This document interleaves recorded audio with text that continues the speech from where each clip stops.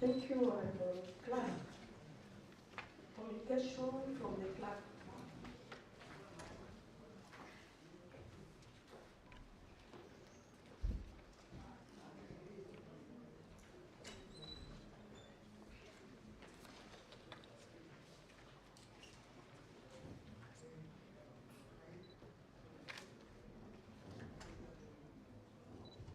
Honorable members, it's my pleasure and privilege on behalf of the County Assembly of Nzoia and my own behalf to welcome you to the first sitting of the 3rd County Assembly, first session. Honorable members, having a look at the members present in the House, I confirm that we have the requisite quorum necessary to transact the business as set out in the Standing Order number 31, subsection 1, which requires a third of the membership. Honorable members, I take this opportunity to welcome back all the members who have been elected back from the previous House and congratulate them as well. I also take this opportunity to welcome the newly elected members. Karibuni sana to the County Assembly of Nzoia. Madam Deputy Clerk, please read the next order.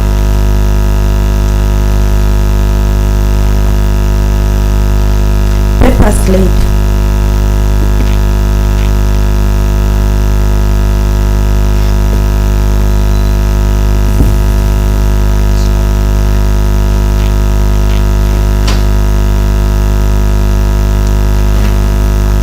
Honorable members, Standing Order number 3, subsection 1 provides that on the first sitting of a new assembly pursuant to governor's notification, the clerk shall A. Read the notification of the governor as published in the Kenya Gazette, and therefore, honorable members, pursuant to this provision,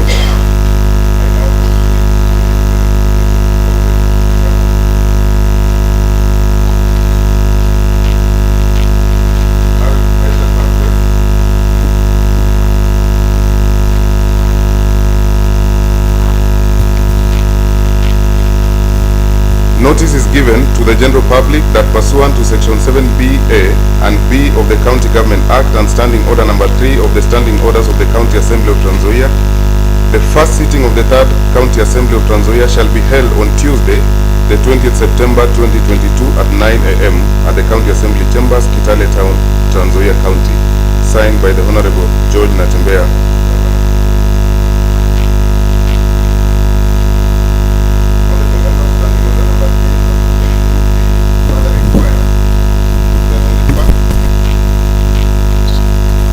Sorry, I'm having trouble with my mind, but we're good to go. Honorable members, Standing Order number 3, subsection 2B further requires that on the first sitting of a new assembly pursuant to the governor's notification under Standing Order number 3, subsection 1 and 23, the clerk shall lay a list of names of persons elected and nominated as members on the table of the County Assembly. I now proceed to lay on the table of the County Assembly a list of persons elected and nominated as members of County Assembly as per the two Gazette Notices number 9956 and Gazette Notice number 10712 respectively.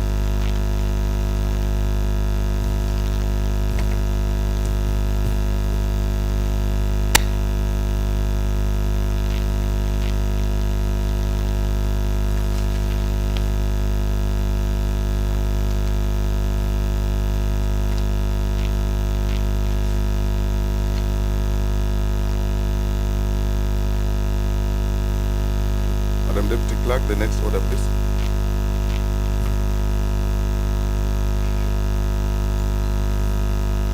Order number 3, order number 4, administration of oath as listed in the appendix.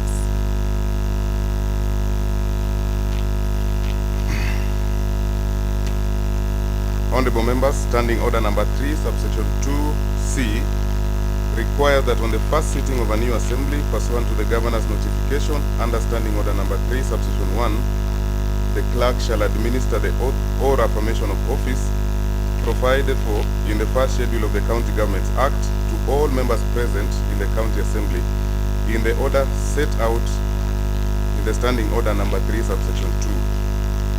The Standing Order provides as follows: that the clerk shall administer the oath or affirmation of office to the members in alphabetical order using the following precedence.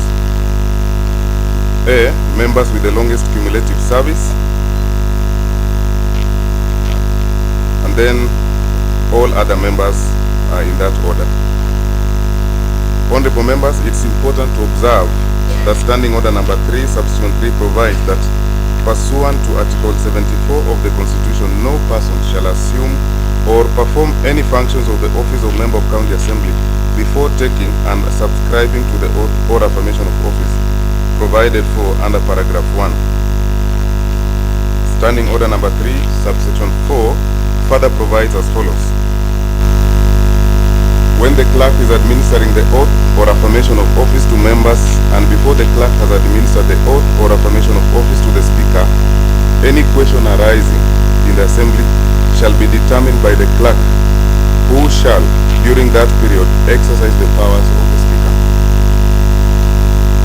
Honorable members, pursuant to Standing Order number 3, subsection 1c, I shall now proceed to administer the oath or affirmation of office to all members here present in the order of precedence that is set out in Standing Order number 3, subsection 2, and as attached to today's order paper. In order to facilitate this process, the name of each member shall be called out. When called out, the member shall proceed to the designated area on the right of the clerk, this side, and thereupon shall have the option to take the oath or affirmation of offices as they may choose in accordance with their respective religious persuasions. After taking the oath or affirmation of office, the member shall proceed to subscribe to the oath or affirmation of office at the table in front here by signing the oath book and a separate oath which the member will be permitted to collect and keep after the clerk's attention. Honorable members, we are now ready to commence the process. I will ask the clerk at the table to call out the names in the manner prescribed by law. Madam Clerk, please.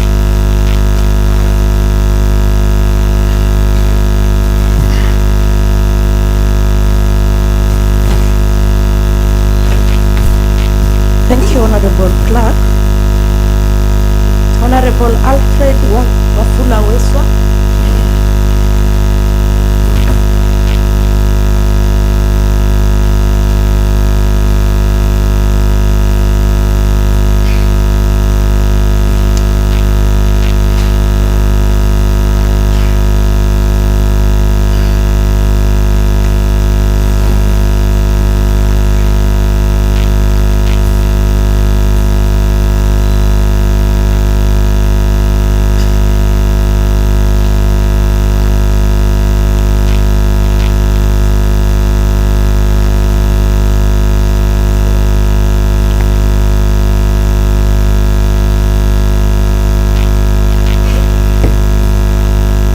I, Honorable Alfred Wafula Weswa, do swear that I shall always truly and diligently serve the people and the Republic of Kenya in the office of the County Assembly of Nzoia,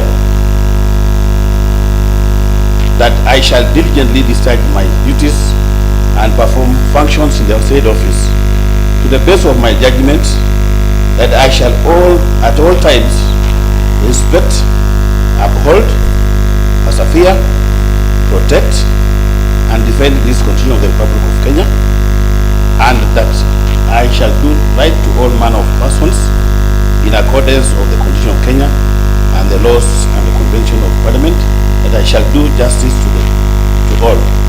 So help me God. Honorable Andrew Changi Kutitla.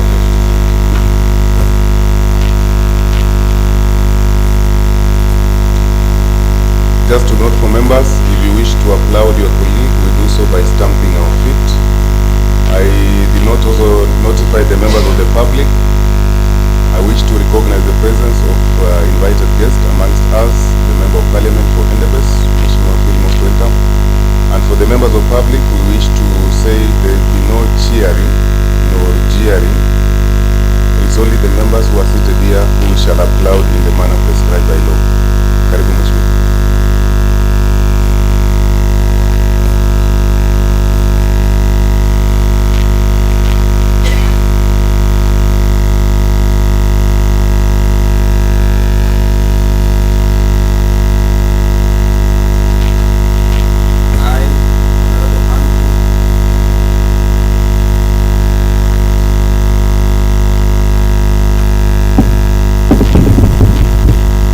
I, Honorable Andrew Chan Titula, I do swear that I shall always truly and diligently serve the people in the Republic of Kenya in the office of the County Assembly Member of Nzoia County, that I shall diligently discharge my duties, perform my functions in the said office to the best of my judgment, that I shall at all times respect, uphold, preserve, protect, and defend this Constitution of the Republic of Kenya, and that I shall do right to all manners of persons in the accordance of the Constitution of Kenya, and the laws and the conventions of Parliament, that I shall do justice to all.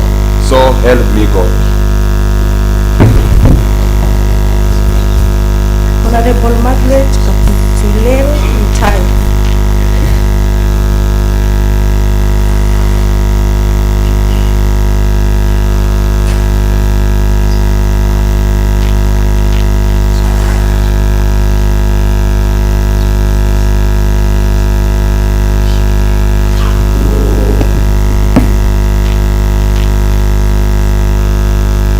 I, Honorable Kapitulel Mutai, do swear that I shall always truly and diligently serve the people and the Republic of Kenya in the office of County Assembly Member of Nzoia County, that I shall diligently discharge my duties and perform my functions in the said office to the best of my judgment, that I shall at all times respect, uphold, preserve, protect, and defend this Constitution of the Republic of Kenya, and that I shall do right to all manner of persons in accordance to the Constitution of Kenya and the laws and the Convention of Parliament, that I shall do justice to all.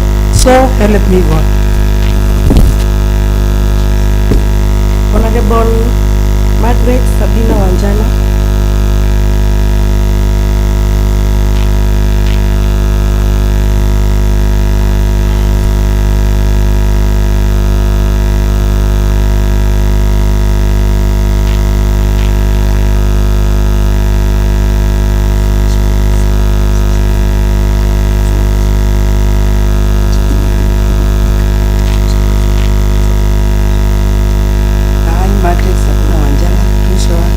I shall always do and delegate serve the people and the Republic of Kenya in the office of County Assembly Member of Nzoia County, that I shall delegate, discharge my duty and perform in my function in the side office to the best of their judgment, and that I shall at all times respect, uphold, preserve, protect, and defend this Constitution of the Republic of Kenya, and that I shall do right to all manner of persons in accordance to the Constitution of the Kenya and that laws and Convention of Parliament, that I shall do justice to all.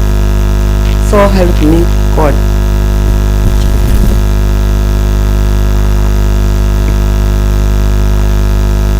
Honorable Francis Obingo Were.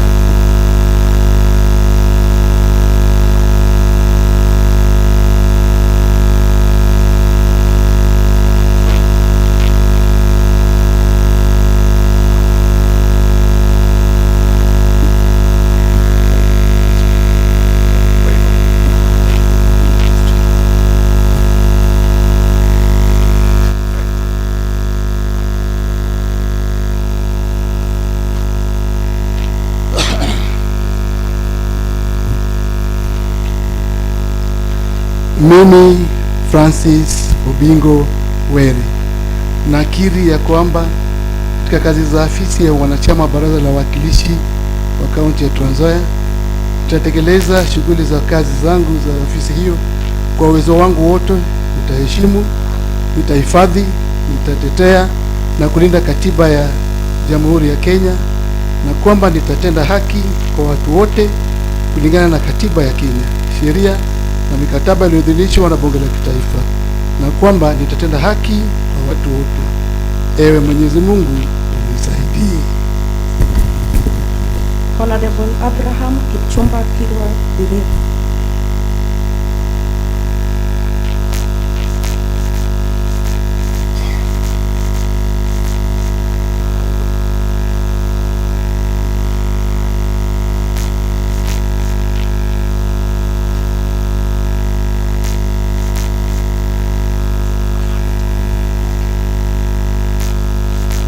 I, Abraham Kipchumba Kirwa Birir, do swear that I shall always truly and diligently serve the people and the Republic of Kenya in the office of the County Assembly Member of Trans Nzoia County, that I shall diligently discharge my duties and perform my functions in the said office to the best of my judgment, that I shall at all times respect, uphold, preserve, protect, and defend this Constitution of the Republic of Kenya, and that I shall do right to all manner of persons in accordance to the Constitution of Kenya and the laws and conventions of Parliament, that I shall do justice to all.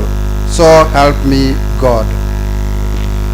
Honorable Eric Wekamba Wafula, Hospital Ward.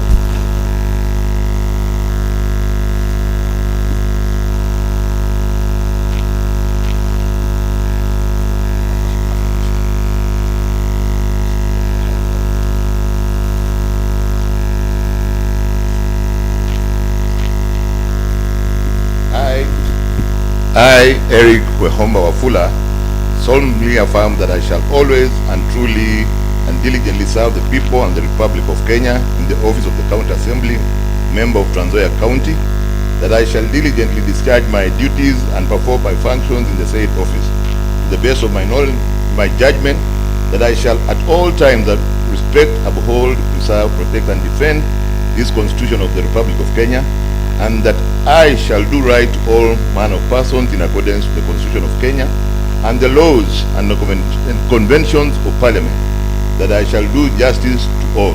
So help me God. Honorable Martin Simiyu Jamanuru, Kabiswa Ward.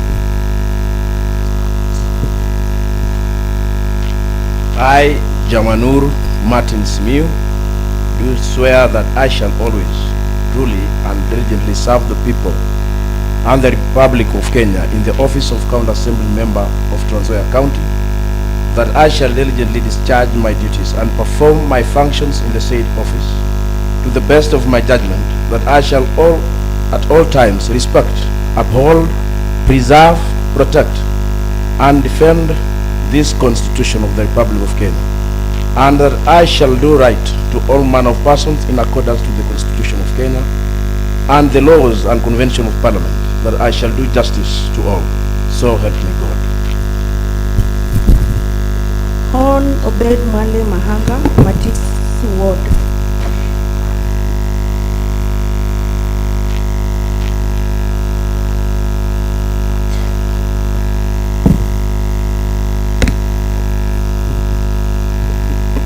I, Obed Mwale Mahanga, do swear that I shall always, truly, and diligently serve the people and the Republic of Kenya in the office of County Assembly Member of Trans Nzoia County, that I shall diligently discharge my duties and perform my functions in the said office to the best of my judgment, that I shall at all times respect, uphold, preserve, protect, and defend this Constitution of the Republic of Kenya, and that I shall do right to all manner of persons in accordance to the Constitution of Kenya and the laws and conventions of Parliament, that I shall do justice to all. So help me God. Hon Sarah Nekesa Simiyu Lubano, Kwanza Ward.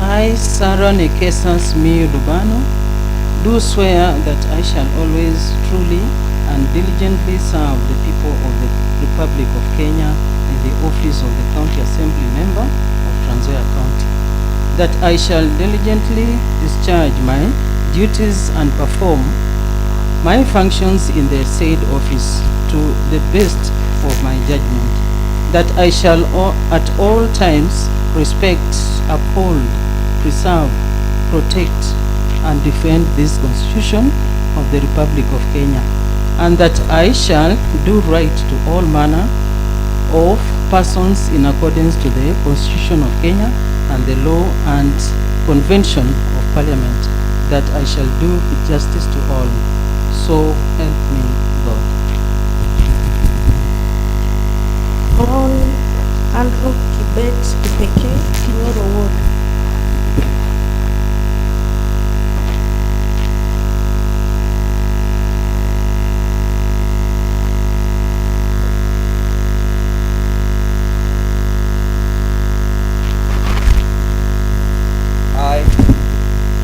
I, Andrew Kibet Kipeke, I do swear that I should always truly and diligently serve the people and the Republic of Kenya in the office of the County Assembly,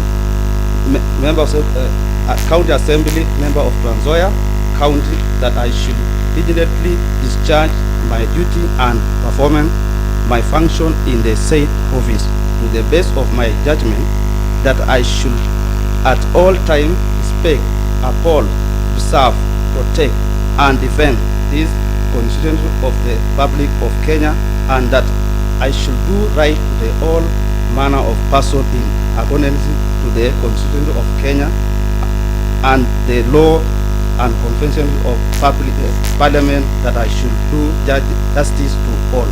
So help me God.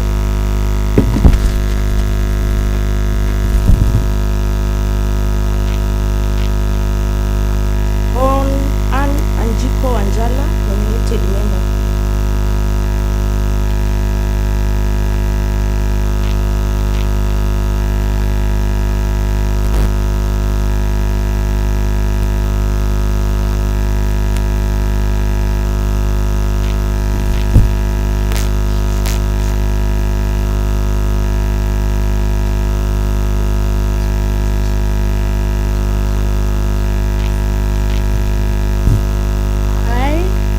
Anjiko Wanjala, do swear that I shall always truly and diligently serve the people and the Republic of Kenya in the office of County Assembly Member of Nzoia County, that I shall diligently discharge my duties and perform my function in the said office to the best of my judgment, that I shall at all times respect, uphold, preserve, protect, and defend this Constitution of the Republic of Kenya, and that I shall do right to all manner of persons in accordance to the Constitution of Kenya and the law and convention of Parliament, that I shall do justice to all. So help me God. On Ann Hakasa Situma, nominated member. Just a point of information to the members, especially the new members, as you walk in before the chair, please bow, and immediately you finish, do the same as you go back to seat.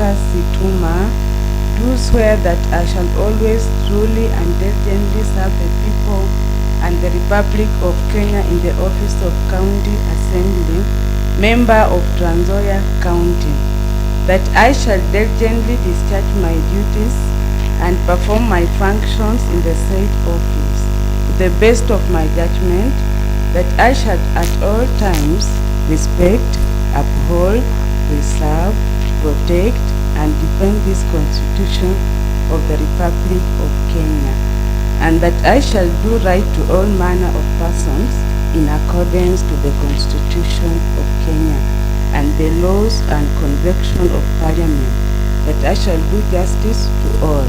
So help me God. On Barbara Kisuya, nominated member.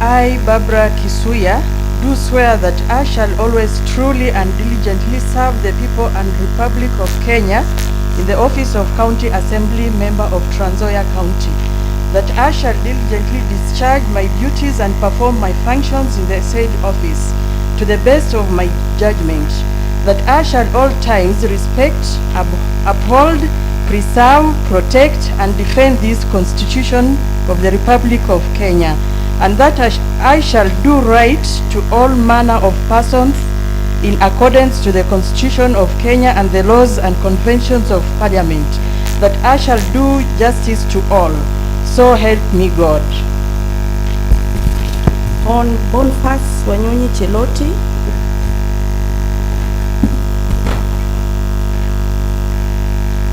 Honorable. Further communication, honorable members, kindly ensure that your phones are off or at least on silent mode. We will not allow picking on calls while in the chamber. Honorable Boniface Wanyonyi Cheloti, Saboti Ward.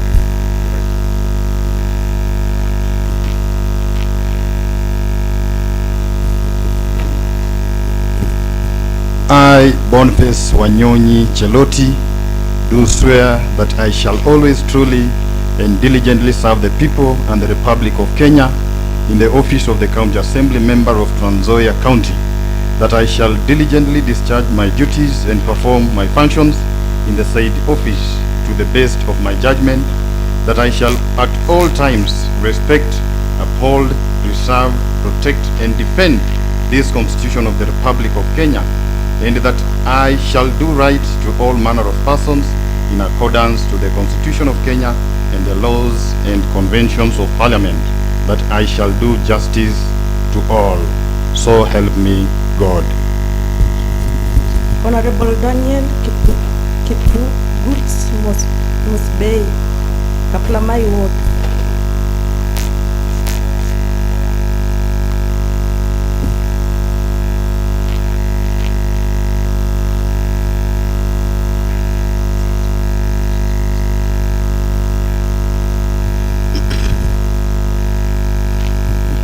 I, Honorable Daniel Kipugut Mospei, do swear that I shall always truly and diligently serve the people and the Republic of Kenya in the office of County Assembly Member of Nzoia County, that I shall diligently discharge my duties and perform my functions in the said office to the best of my judgment, that I shall at all times respect, uphold, preserve, protect, and defend this Constitution of the Republic of Kenya, and that I shall do right to all manner of persons in accordance to the Constitution of Kenya and the laws and conventions of Parliament, that I shall do justice to all.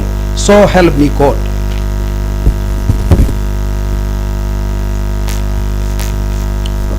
Honorable Edwin Kosgei Koech, Cherangani Suelwa Ward.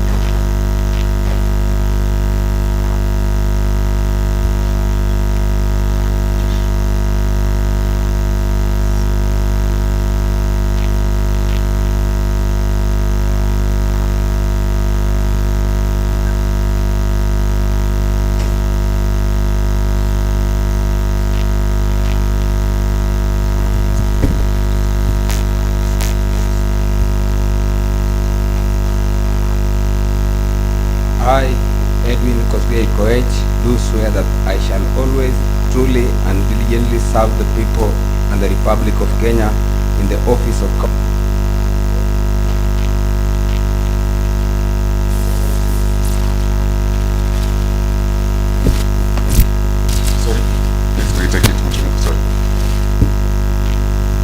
I, Edwin Kosgei Koech, do swear that I shall always truly and diligently serve the people and the Republic of Kenya in the office of County Assembly, member of Nzoia County, that I shall diligently discharge my duties and perform my function in the said office to the best of my judgment, that I shall at all times respect, uphold, preserve, protect, and defend this Constitution of the Republic of Kenya, and that I shall do right to all manner of person in accordance with the Constitution of Kenya and the laws and the Convention of Parliament, that I shall do justice to all, so help me God. Honorable Emily Chepchirchir Rono, Makutano Ward.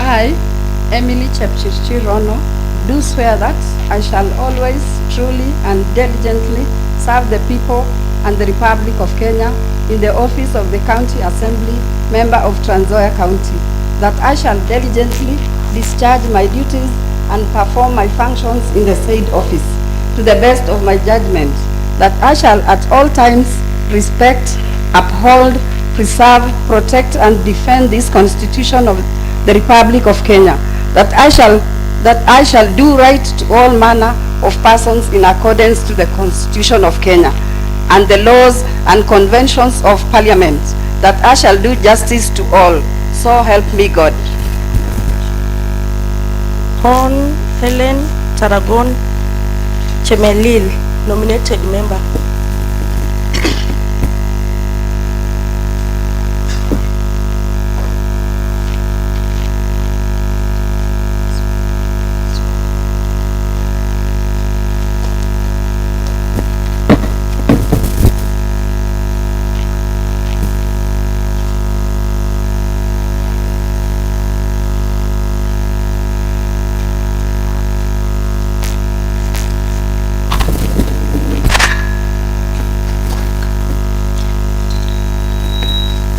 Mimi Mheshimiwa Helen Taragon ninakiri ya kwamba katika kazi ya afisi ya mwanachama wa baraza la mawakilishi wa kaunti la Nzoia nitatekeleza shughuli na kazi zangu za ofisi hii kwa uwezo wangu wote. Nitaheshimu, nitahifadhi, nitatetea na kulinda katiba ya Jamhuri ya Kenya, na kwamba nitatenda haki kwa watu wote kulingana na katiba ya Kenya, sheria na maktaba iliyoidhinishwa na bunge la taifa, na kwamba nitatetea haki kwa watu wote. Ewe Mwenyezi Mungu nisaidie. Honorable Geoffrey Kisiang'ani Wambua, Machewa Ward.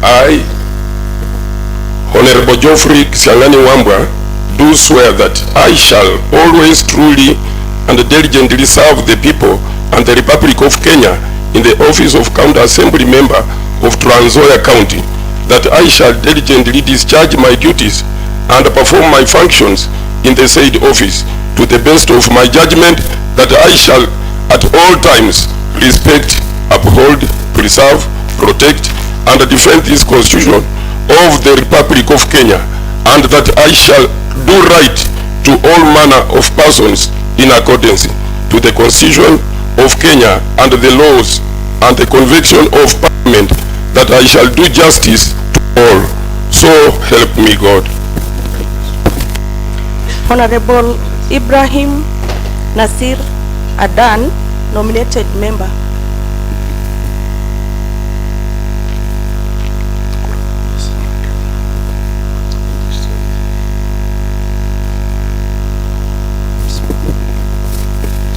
I, Nasir Adan Ibrahim, do swear that I shall always truly and diligently serve the people and the Republic of Kenya in the office of the County Assembly member of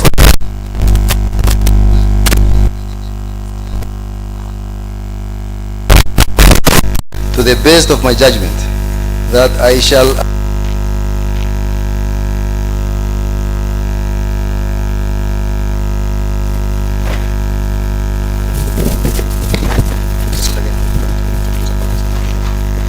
I, Honorable Nasir Adan Ibrahim, do swear that I shall always truly and diligently serve the people and the Republic of Kenya in the office of the County Assembly member of Nzoia County, that I shall diligently discharge my duties and perform my functions in the said office to the best of my judgment, that I shall at all times respect, uphold, preserve, protect, and defend this Constitution of the Republic of Kenya, and that I shall do right to all manner of person in accordance to the Constitution of Kenya and the laws and convention of Parliament, that I shall do justice to all. So help me God. Honorable Jacqueline Kurgat, Motosiet Ward.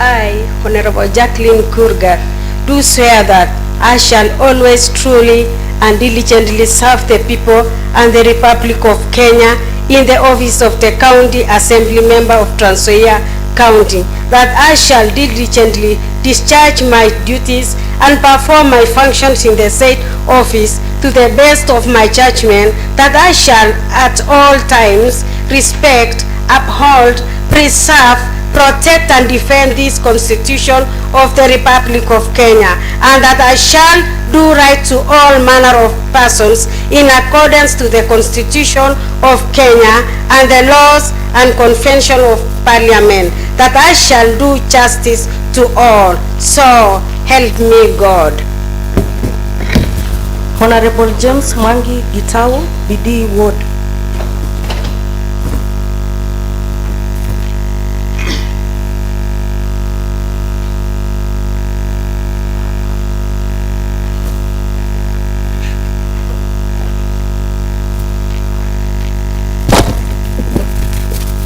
I, Honorable James Mwangi Gitau, do swear that I shall always truly and diligently serve the people of the Republic of Kenya in the office of the County Assembly, member of Nzoia County, that I shall diligently discharge my duties and perform my functions in the said office to the best of my judgment, that I shall at all times respect, uphold, preserve, protect, and defend this Constitution of Kenya, of the Republic of Kenya, and that I shall do right to all manners of persons according to the Constitution of Kenya, and that the laws and the convention of Parliament, that I shall do justice to all.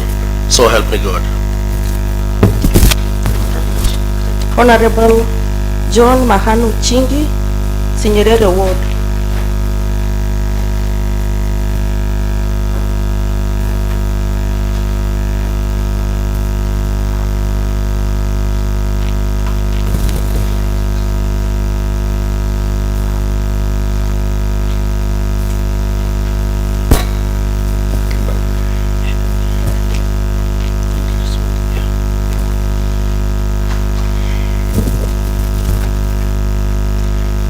I, John Chinki Mahanu, do swear that I shall always truly and diligently serve the people and the Republic of Kenya in the office of County Assembly Member of Nzoia County.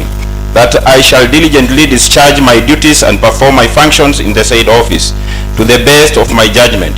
That I shall at all times respect, uphold, preserve, protect and defend this Constitution of the Republic of Kenya, and that I shall do right to all manner of persons in accordance to the Constitution of Kenya and the laws and conventions of the Parliament. That I shall do justice to all, so help me God.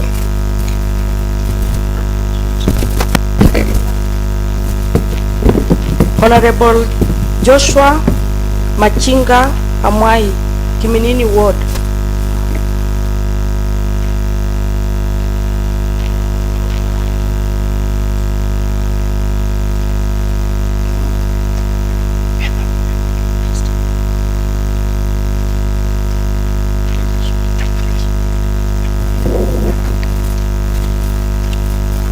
I, Honorable Joshua Mwai, do swear that I shall always truly and diligently serve the people and the Republic of Kenya in the office of the County Assembly Member of Nzoia County, and that I shall diligently discharge my duties and perform my functions in the said office to the best of my judgment, and that I shall at all times respect, uphold, preserve, protect, defend this Constitution of the Republic of Kenya, and that I shall do right to all manner of persons in accordance with the Constitution of the Republic of Kenya and the laws and the conventions of the Parliament, that I shall do justice to all, so help me God. Honorable Kefa Wafula Karoli Were, Kapumboi Ward.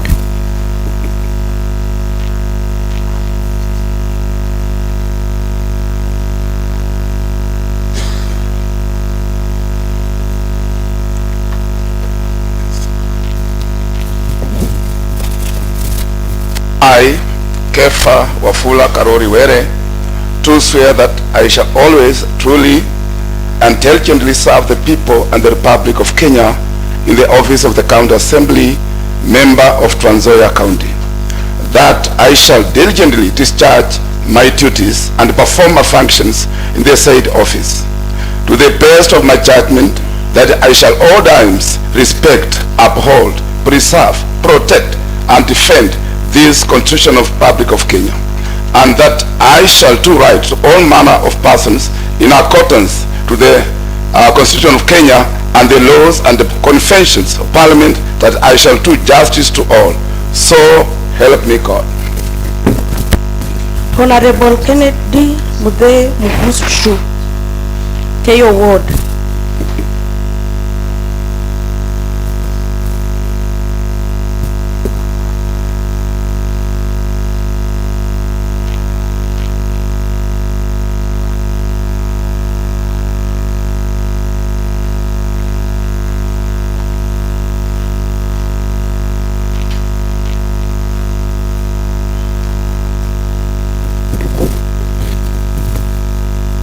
I, Kennedy Mugushu, do swear that I shall always truly and diligently serve the people and the Republic of Kenya in the office of the County Assembly Member of Nzoia County. That I shall diligently discharge my duties and perform my functions in the said office to the best of my judgment. That I shall at all times respect, uphold, preserve, protect and defend this Constitution of the Republic of Kenya, and that I shall do right to all manner of persons in accordance to the Constitution of Kenya and the laws and conventions of Parliament, that I shall do justice to all, so help me God. Honorable Kibet Ndiwa, Endebess Ward.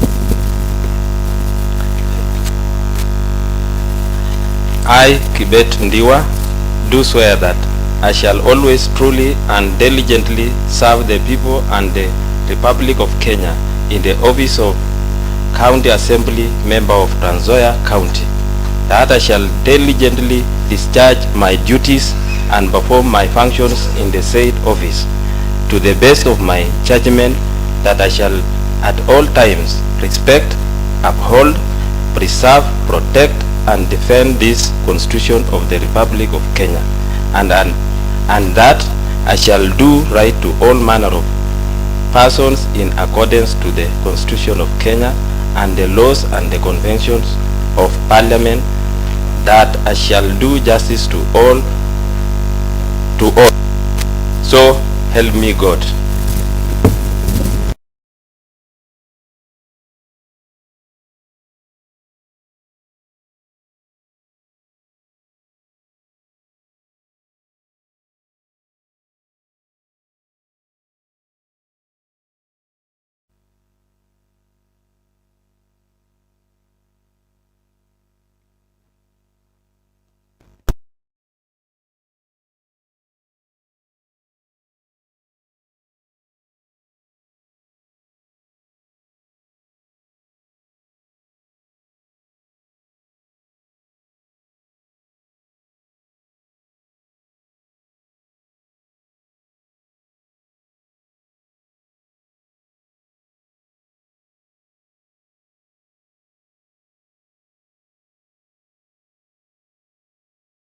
Constitution of the Republic of Kenya, and that I shall do right to all manner of persons in accordance to the Constitution of Kenya and the laws of Convention of Parliament, that I shall do justice to all. So help me God. Honorable Lusoti Furaha, BKS, Waitaluku Ward.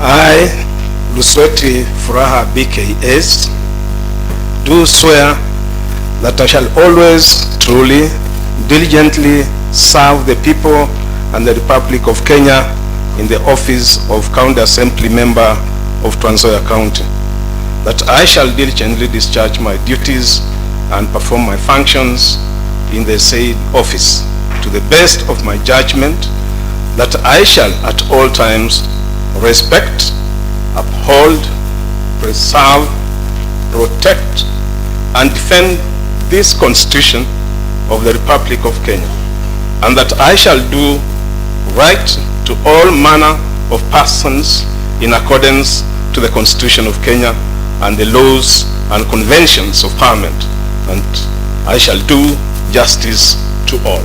So help me God. Honorable Peter Barasa Chakali, Chepchoina Ward.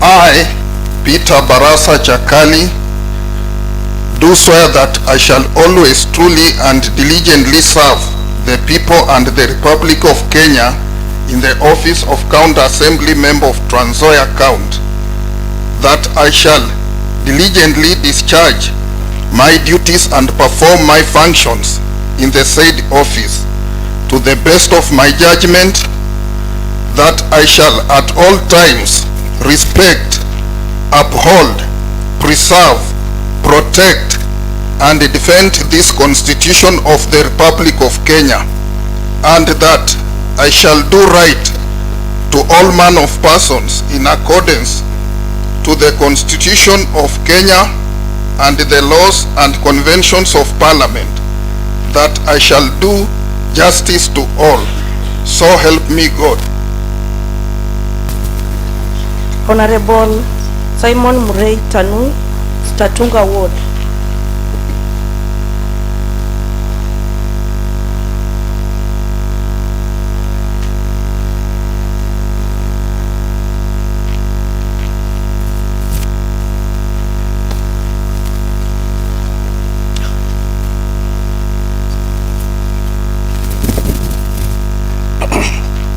I, Simon Murray Tanui, do swear that I shall always truly and diligently serve the people and the Republic of Kenya in the office of County Assembly Member of Nzoia County, that I shall diligently discharge my duties and perform my functions in the said office to the best of my judgment, that I shall at all times respect, uphold, preserve, protect, and defend this Constitution of Kenya, of Republic of Kenya, and that I shall do right to all manner of persons in accordance to the Constitution of Kenya and the laws and conventions of Parliament, that I shall do justice to all.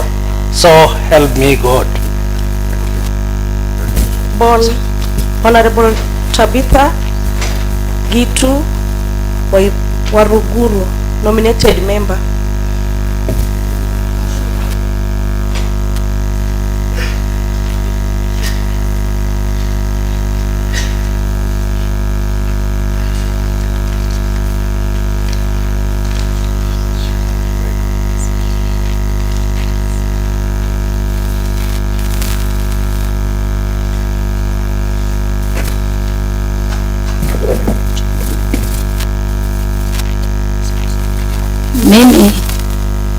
Mimi Tabitha Waruguru nakiri ya kwamba katika kazi za ofisi ya wananchi ya mwanachama wa baraza la wakilishi wa kaunti la Nzoia nitatekeleza shughuli na kazi zangu za ofisi hiyo kwa uwezo wangu wote.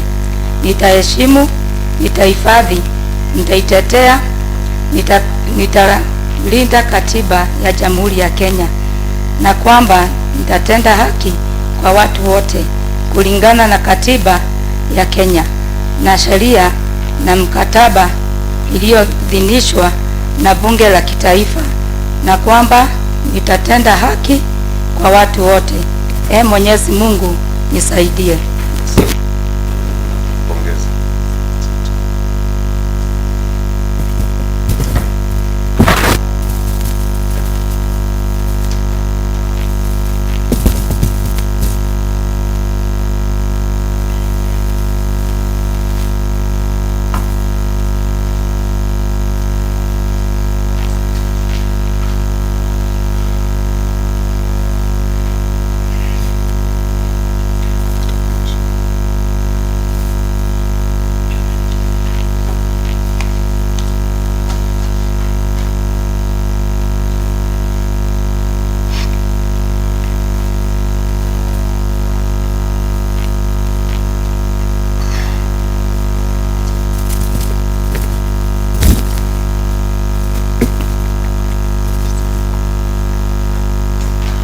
Honorable members,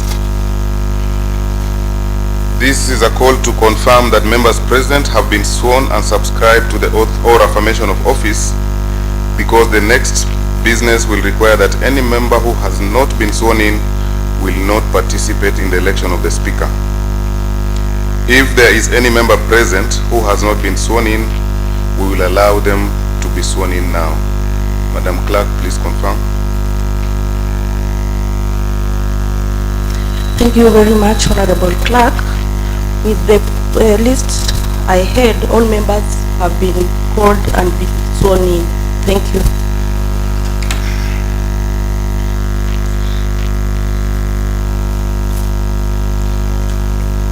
Honorable members, it is now been confirmed that every member present has been sworn in. Allow me to take this opportunity to congratulate you all on your ascension to the office of Member of County Assembly in accordance with Article 74 of the Constitution. You may applaud yourself.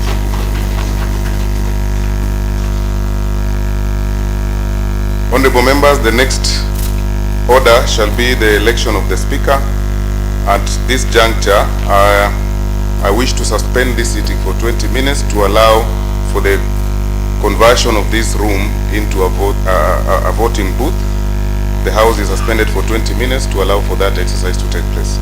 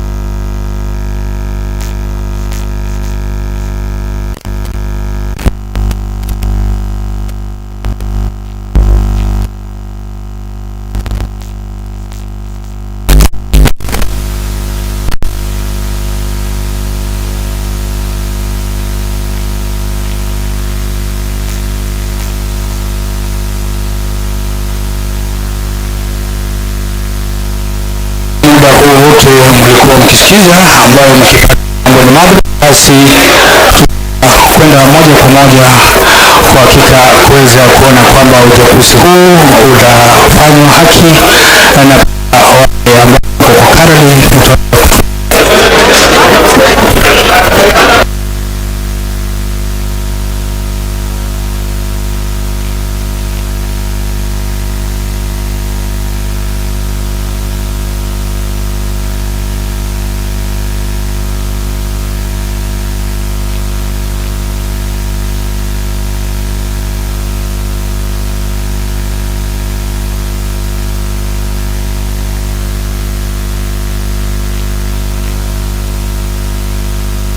basi tutatulia na tuweze kumoja kwa muda ambayo kwa hakika wamesema kwa dakika isiyokuwa 20, basi tutarudi tena moja kwa moja hapa ili kuweza kuona kwamba wanachukua spika. Basi najua kila mtu na dunda, lakini tungojee kwa uwezo wake.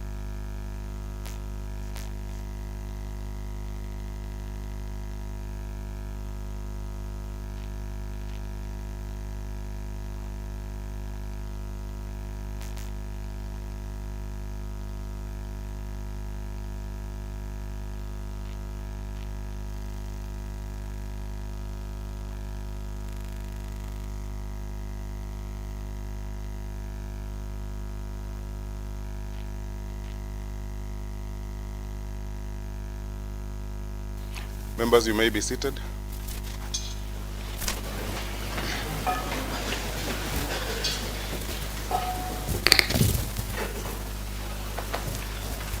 Next order, Madam Clerk. Election of the Speaker.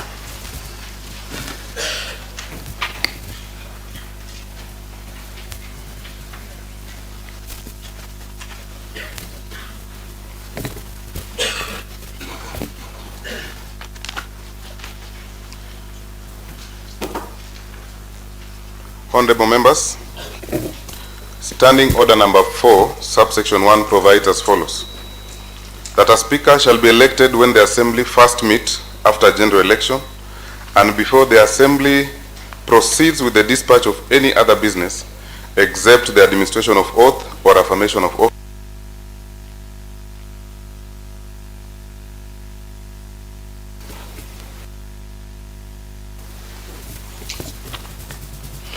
Honorable members, this is just what we have undertaken, and pursuant to standing orders, a number of activities were required for the election of the Speaker before this first sitting.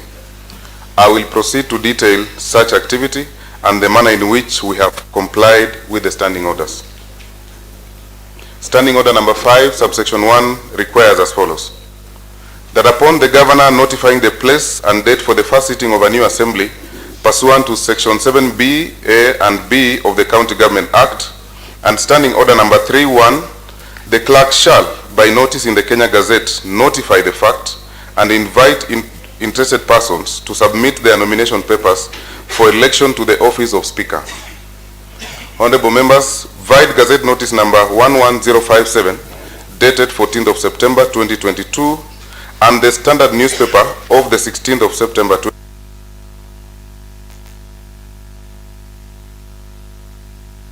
Sorry, I'm having a little trouble with my mics. The clerk of the assembly declared a vacancy in the office of the Speaker. The clerk invited persons to submit their nomination papers for election.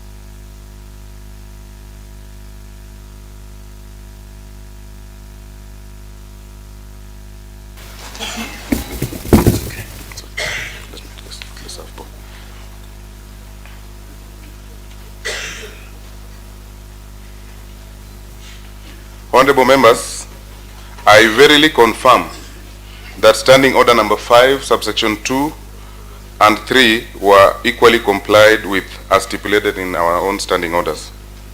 Secondly, honorable members, Standing Order number 5, subsection 4 requires as follows. That the clerk shall maintain a register in which shall be shown the date and time when candidates' nomination papers were received, and shall ascertain every such candidate for election to the office of Speaker is qualified to be elected as such under Article 193 of the Constitution. I hereby confirm that a register has been maintained in accordance with the requirements of the Standing Order. Honorable members, Standing Order number 5, subsection 5 requires that immediately upon the close of nomination period provided for in paragraph 2, the clerk shall, A, publicize and make available to all members a list showing all qualified candidates, and B, make available to all members copies of the curriculum vitae of the qualified candidates. Honorable members, I hereby confirm that a list showing all qualified candidates was publicized and made available to all members here present. I further confirm that I made available to all members copies of the curriculum vitae of the qualified candidates. Honorable members, the following persons collected nomination papers from the office of clerk on the 16th and 17th days of September 2022. 1. Walubengo Waningilo, David Sifuna, Edward Waswa, Wesley Korir, Edel Fuchaka, Dennis Chemao, Edwin Bwanamo, Philemon Ngetich, Patrick Kamwesa, Emmanuel Wanjala, Andrew Wanyonyi, Joshua Werunga, Julius Mbagaya, Daniel Kaburu, Bernard Wambwa, and Dennis Kibet, Juma Katasi, Andrew Matumbai, Engineer Chepto Morei, Samuel Wabwile, Dominic Telewa, Julian Feladi Mihaso, Alfred Wanyonyi, Walter Wanjala, Tony Wamocha Wekesa, totaling 26 in number.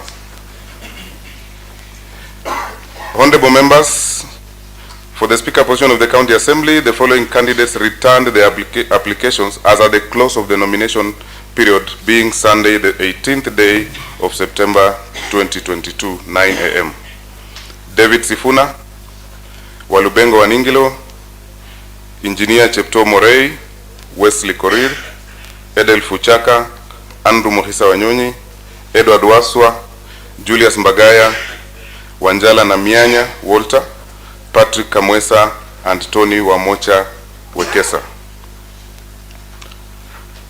Honorable members, upon processing of the documents, the following persons did not qualify to be on the ballot as their nominations lacked the requirements as will be stated herein. David Sifuna did not resign from Kenya Medical Training College as at 9th of February 2022, being 6 months required of a public officer prior to any elective position. The said David Sifuna tendered his resignation to the institution on the 7th of September 2022. I wish to state, honorable members, that at the time we publicized the names of candidates, David Sifuna's name appeared on the list of members who were standing for election today, by which time we had written to the institution, being Kenya Medical Training College, to confirm whether indeed the candidate had resigned prior to February 9th.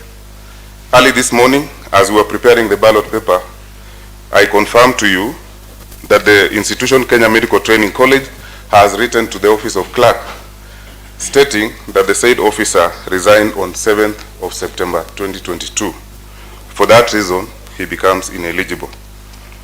Engineer Chepto Morei failed to provide a valid proposer and a seconder who are members of the County Assembly, by which I mean the persons who appeared to have proposed and seconded the candidate are not amongst members of this County Assembly seated here today, and therefore those were invalid proposals and seconders, and therefore the candidate was not processed to be on the ballot. Walter Wanjala Namianya equally had proposed and a seconder by persons who are not members of the County Assembly elect at that point in time.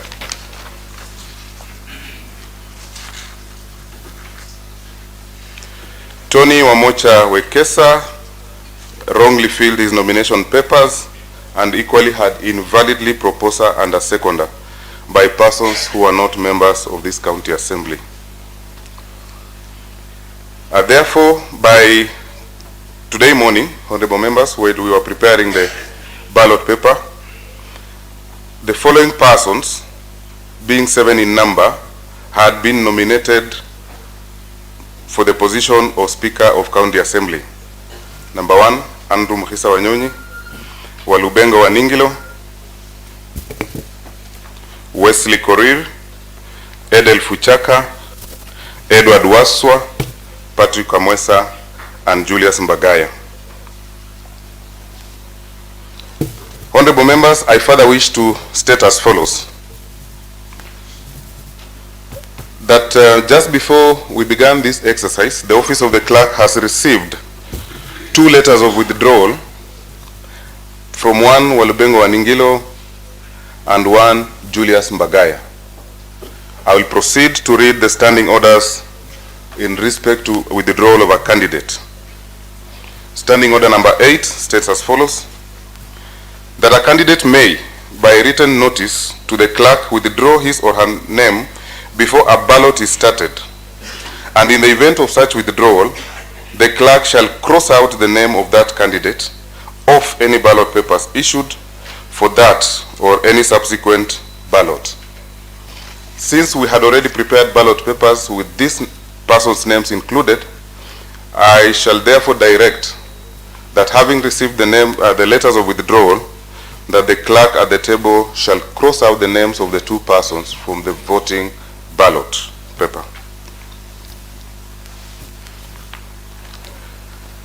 Honorable members, Standing Order number 6 provides that the election of a speaker shall be by secret ballot. Members are not allowed to display their ballot papers to the House, to the gallery, or to any person, and if it is brought to the attention of the returning officer, it will be considered a spoiled vote. I will repeat. Equally, members of the broadcasting unit, our colleagues from the press and media, are asked to observe Standing Order number 229 under the first schedule, Rule number 3, subsection 2 of the House, which provides that no photo shoot or video shall be taken to show the manner in which a member has voted in the secret ballot.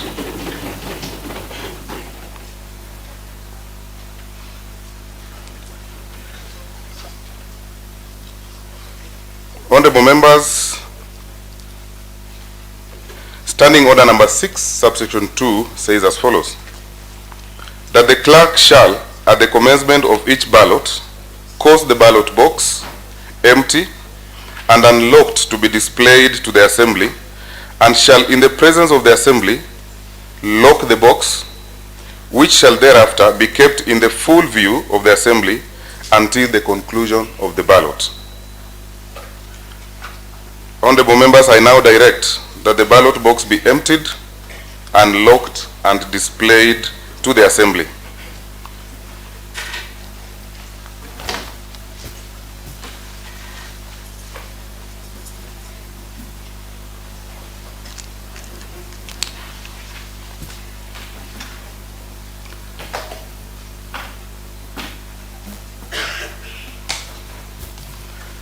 I therefore take this opportunity to invite agent for each of the applicants to witness the emptiness of the ballot box and follow up the entire voting process.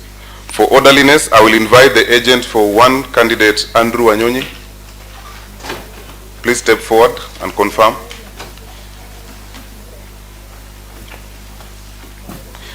Agent for candidate number 2, Wesley Korir, please step forward.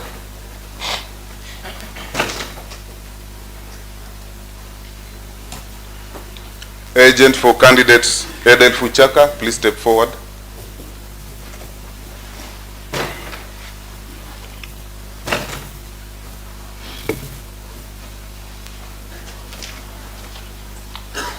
Agent for candidate Edward Waswa, please step forward.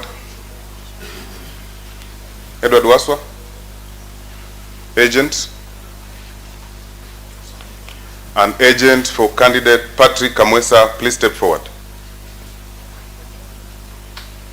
Honorable members, before us we have 3 agents for purposes of ascertaining the emptiness of the ballot box. The clerk, please raise the ballot box again.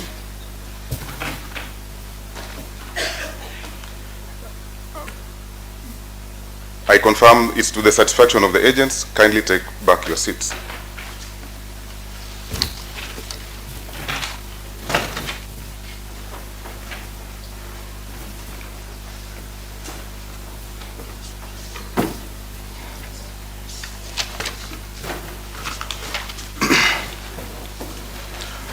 Honorable members, Standing Order number 6, subsection 3 requires that the clerk shall issue not more than 1 ballot paper to each member who comes to the table to obtain it, and each member who wishes to vote shall proceed to a booth or a designated area provided by the clerk for that purpose and located next to and within reasonable distance of the ballot box, and shall while there mark the ballot paper by placing a mark in the space opposite the name of the candidate for whom the members wishes to vote.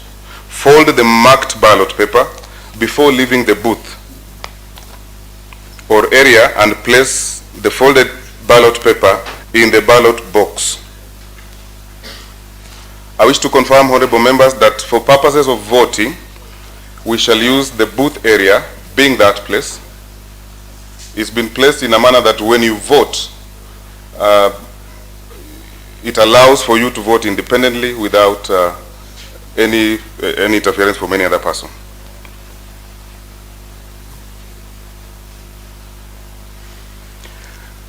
Can I now therefore direct the clerk to call out the names of every candidate, and like we stated earlier, we will call out one name. You will proceed to be issued with a ballot paper. Get to the booth. Sergeant at Arms, please confirm that we have a pen. Please provide a pen on the booth. We have pens here on the table.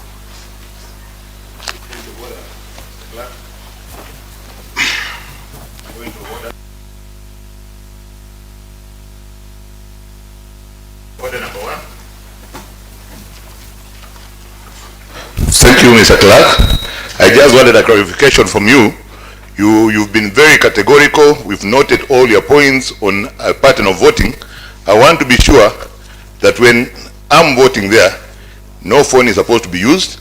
Nobody is supposed to be looking at what I'm voting, so that nobody is allowed, because we know right now we're in a digital world. We can be voting here and somebody out there knows what is going on here, Mr. Clerk. So I wanted some clarification. Is it going to be allowed, or is it just going to be secret and secret and secret and secret? Thank you, Mr.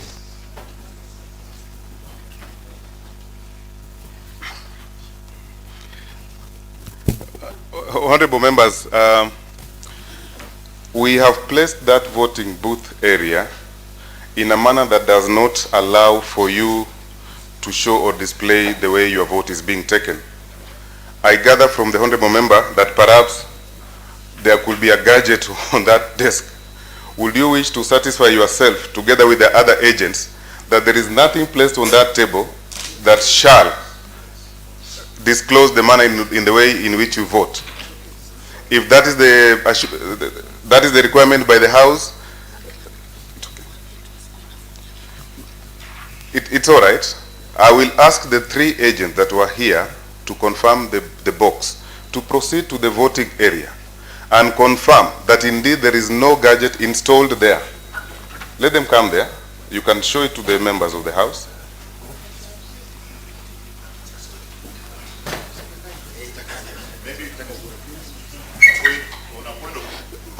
You are an agent, Mheshimiwa. Please confirm.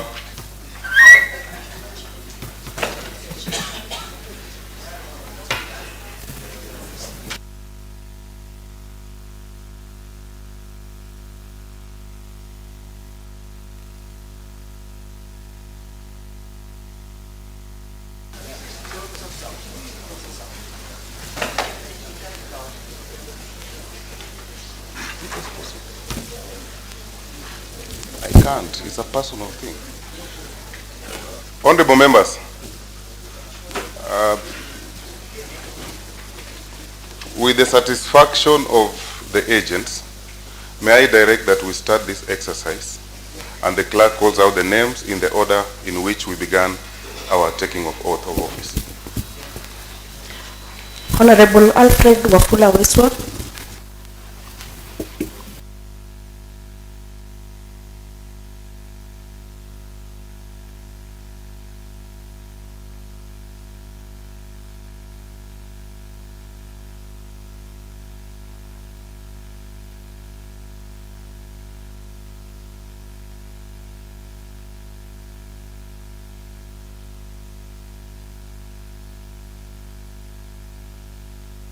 Honorable Andrew Sichangi Kutitla, second ward.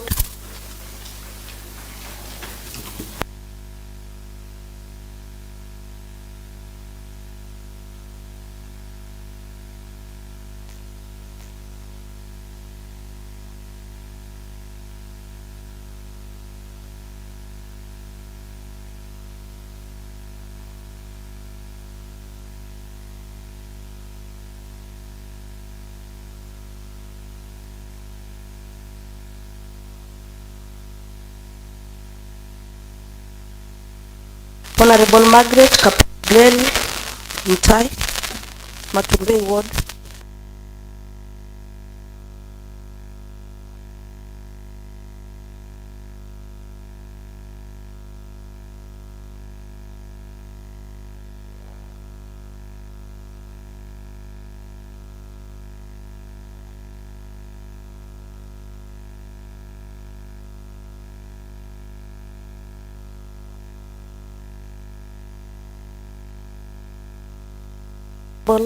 Honorable Margaret Sabina Wanjala, nominated.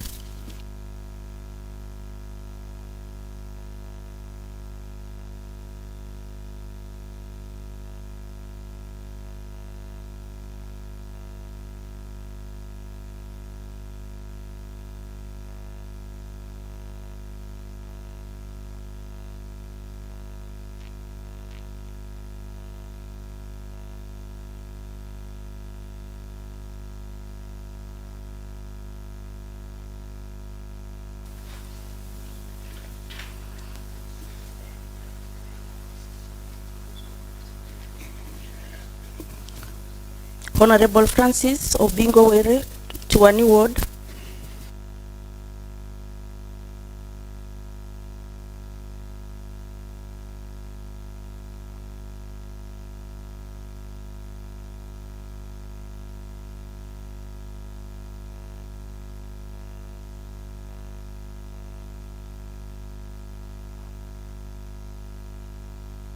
Honorable Abraham Kipchumba Kirwa Birir, Chepsiro Kiptorot Ward.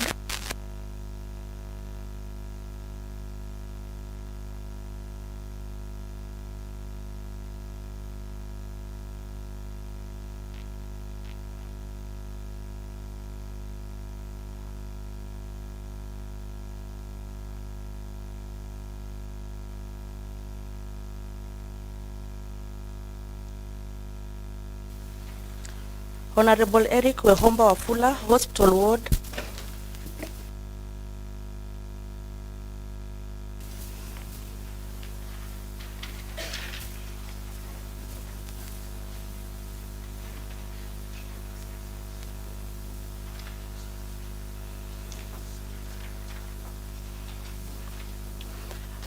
Honorable Martin Simiyu Jamanuru, Nabiswa Ward.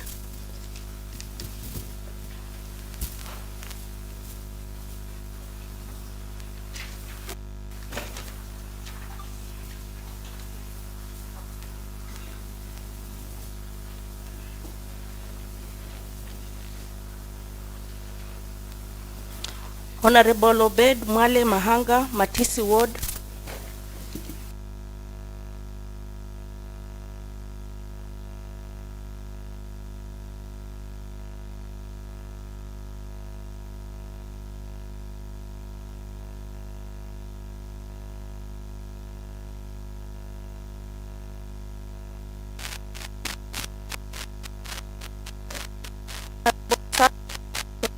Honorable Sarah Nekesa Simiyu Lubano, Kwanza Ward.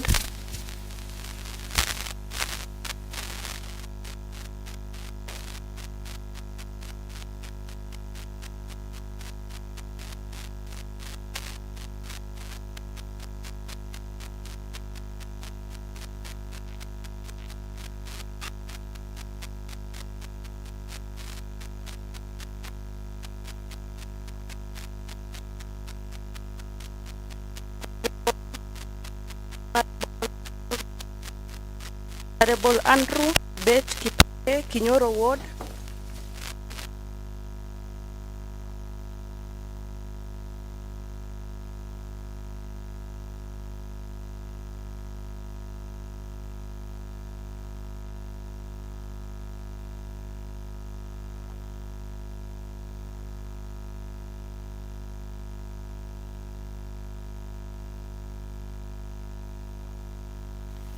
Honorable Ann Anjiko Wanjala, nominated.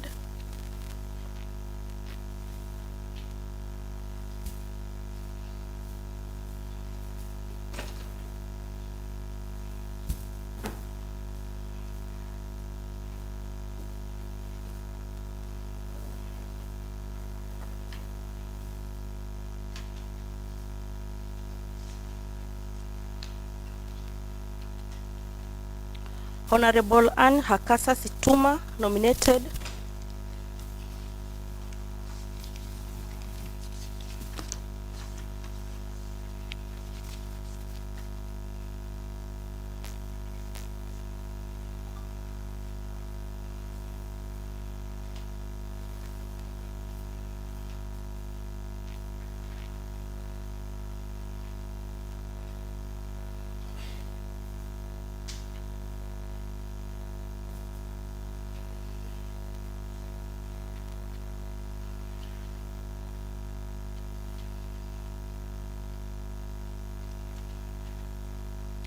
Honorable Barbara Kisuya nominated.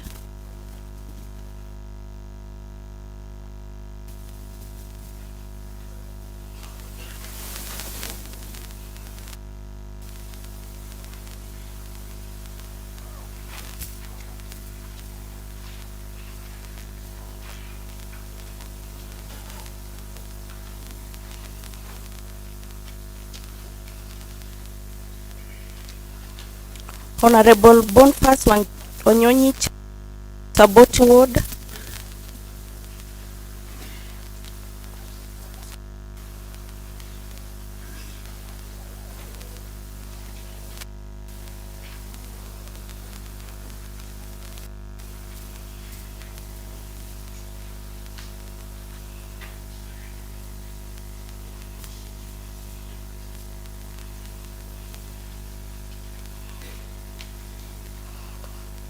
Honorable Daniel Mosbey, Kaplamai Ward.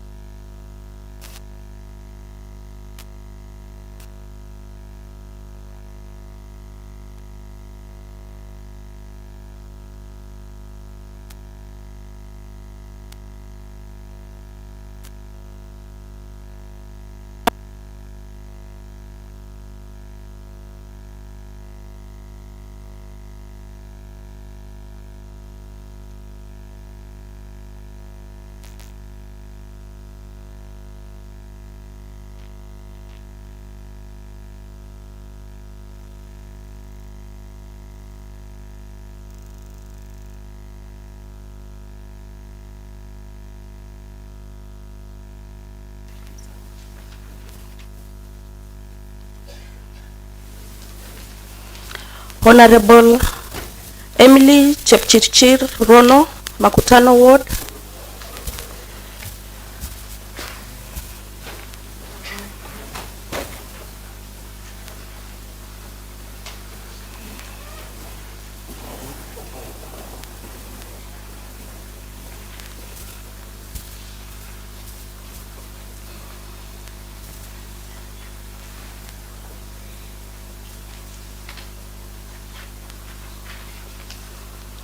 Honorable Helen Taragon Chemelil nominated.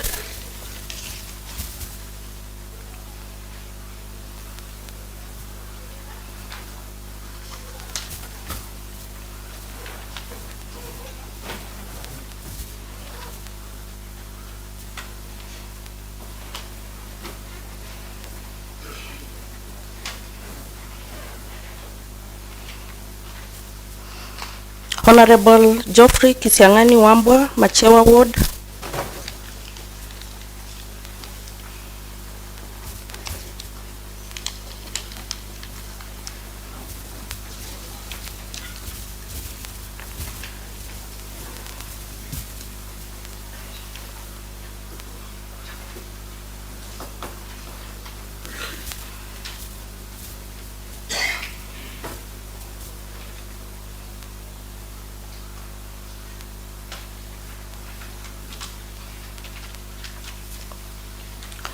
Honorable Ibrahim Nasir Adan, nominated member.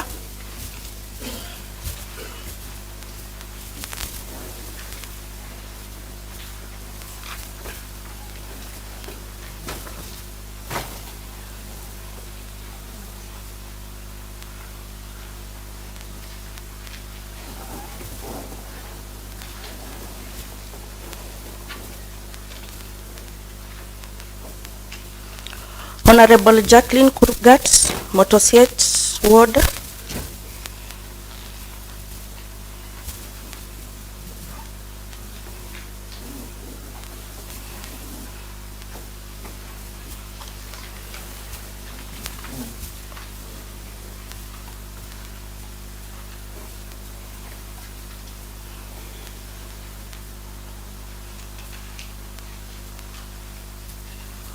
Honorable James Mwangi Gitau, BD Ward.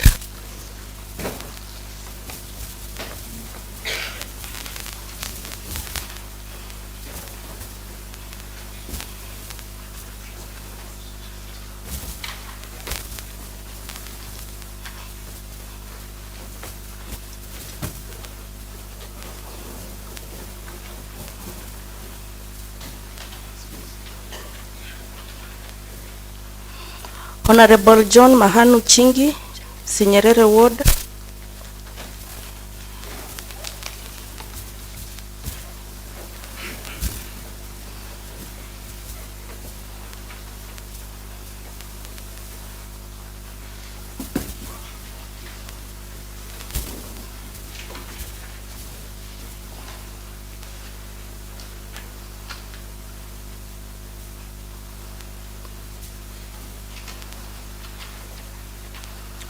Honorable Joshua Machinga Amai, Kiminini Ward.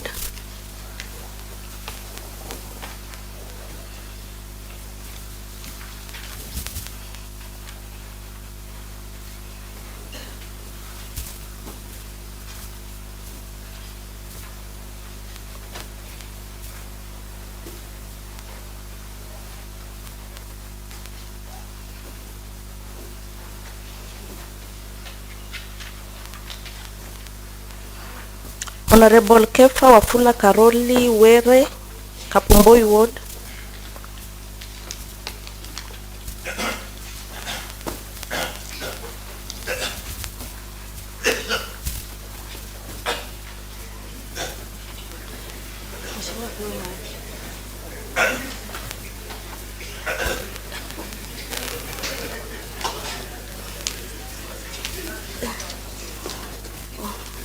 Honorable Kennedy Mudhe Mugushu, Keyo Ward.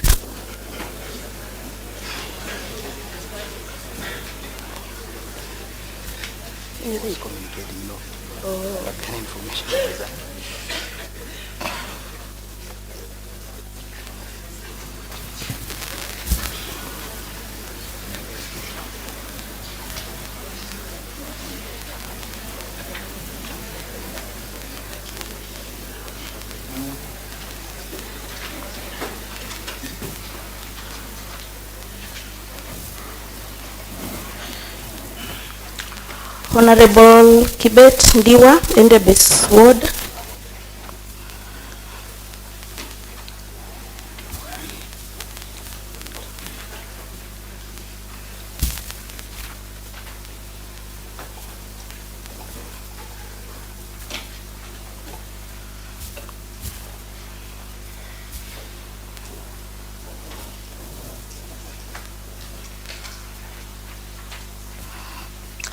Honorable Lydia Kemunto Mecha, nominated member.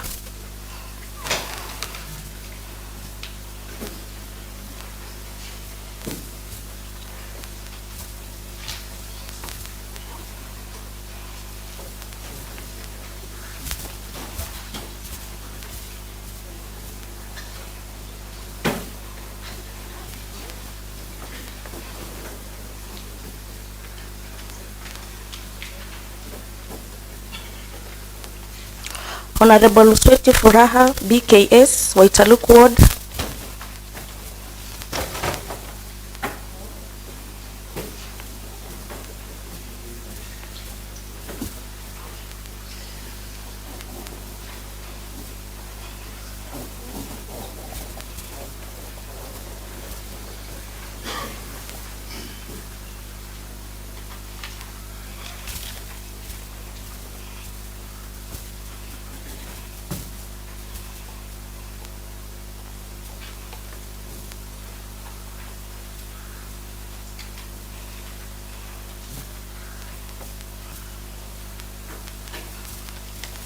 Honorable Peter Barasa Chakali, Chepchoina Ward.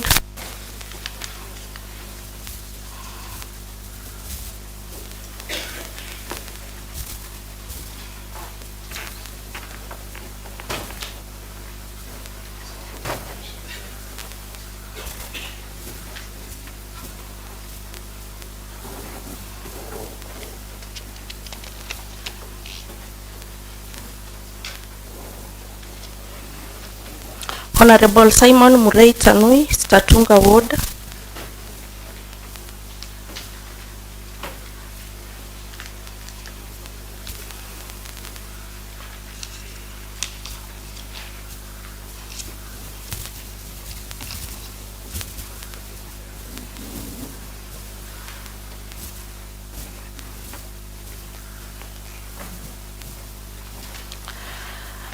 Lastly, Honorable Tabitha Gitu Waruguru, nominated member.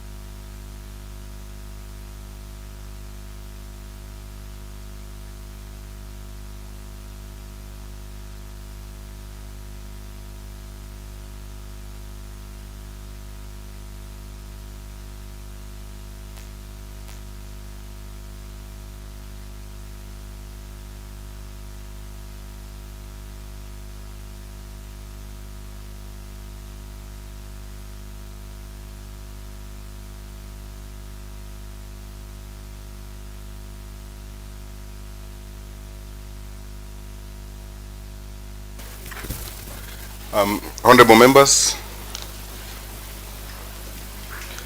I wish to confirm that every member present and those who wished to vote have done so. However, if in any event there was any one member who has not voted, we could have provided that opportunity, but I wish to confirm from the clerk, from your records, how many members have voted.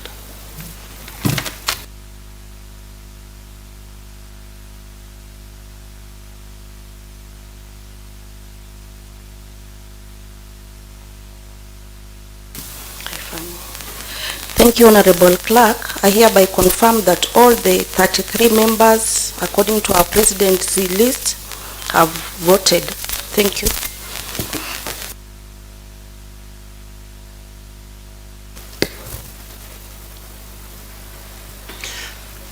Honorable members, therefore, standing order number 6, subsection 6 provides that when it appears to the clerk that all members who are present and wished to vote have placed their ballot papers in the ballot box, the clerk shall cause to be unlocked the box, examine the ballot papers, and having rejected those ballot papers that are unmarked or spoiled, report the results of the ballot, and no member who has not already recorded his or her vote shall be entitled to do so after the clerk has unlocked the ballot box. Honorable members, pursuant to these standing orders, it appears to me that all members present and who wish to vote have done so. I now direct that the ballot box be unlocked and that each ballot be examined. I further ask the 3 agents who appeared here before to kindly step forward.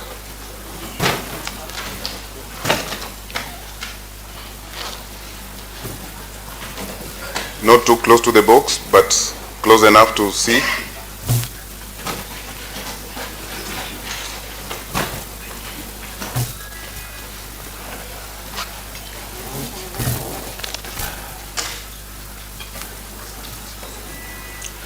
Honorable members, the clerk will call out and display each ballot paper prominently and say aloud the person for whom the ballot paper was marked. We will provide a microphone for that purpose, so I will direct that the clerk kindly call out aloud and display. Wesley Korir,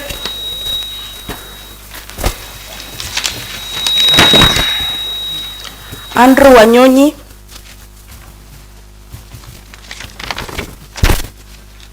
Wesley Korir, Andrew Wanyonyi,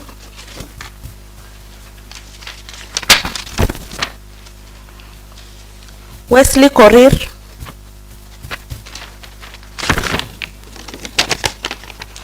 Wesley Korir,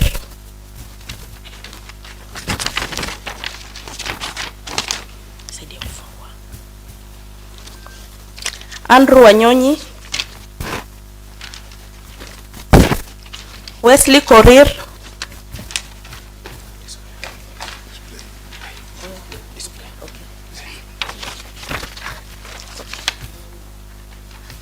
Andrew Wanyonyi,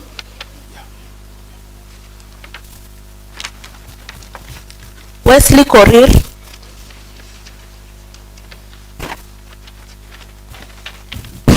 Andrew Wanyonyi,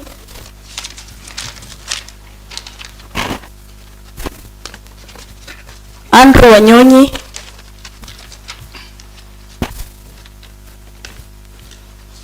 Wesley Korir,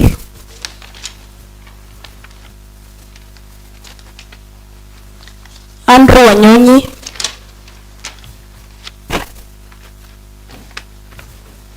Wesley Korir,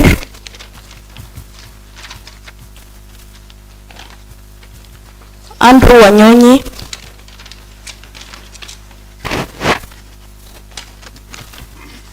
Andrew Wanyonyi,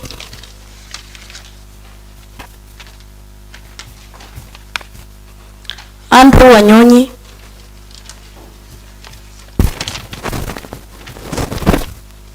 Wesley Korir,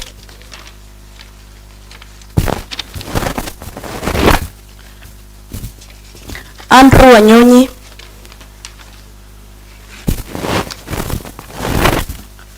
Wesley Korir,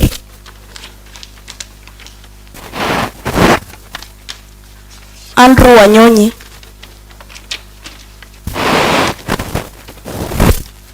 Wesley Korir, sorry.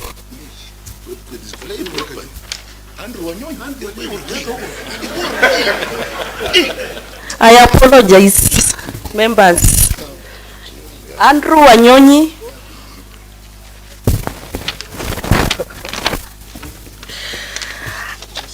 Andrew Wanyonyi,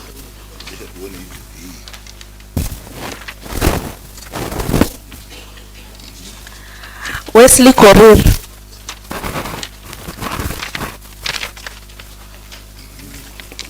Andrew Wanyonyi,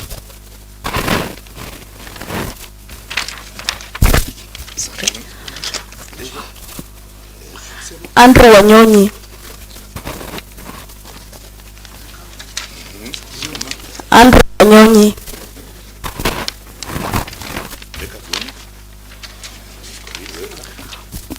Wesley Korir,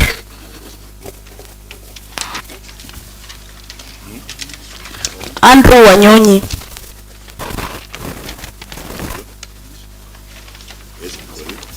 Wesley Korir,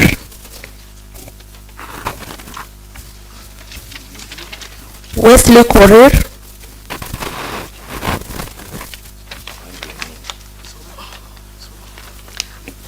and lastly Andrew Wanyonyi.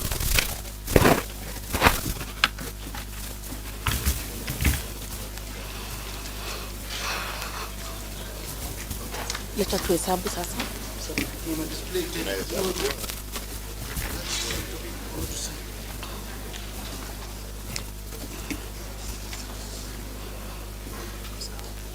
Honorable members, we are going through the votes of one Wesley Korir.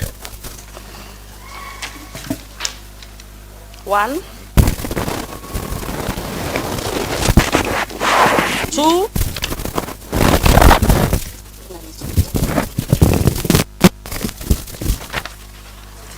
3, 4, 5, 6,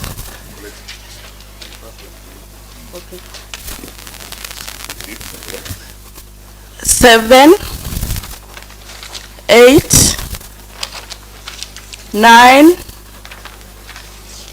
10, 11, 12, 13, 14. Honorable members, I wish to go through the voting papers for Andrew Wanyonyi.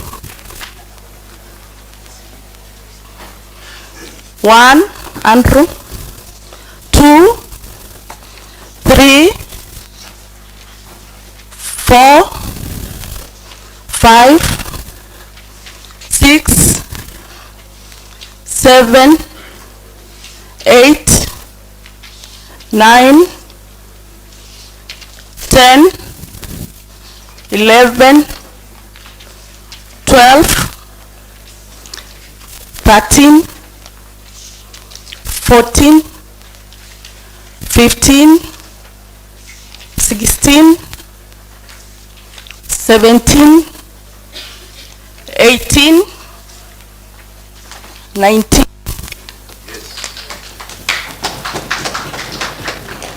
Hatujamaliza.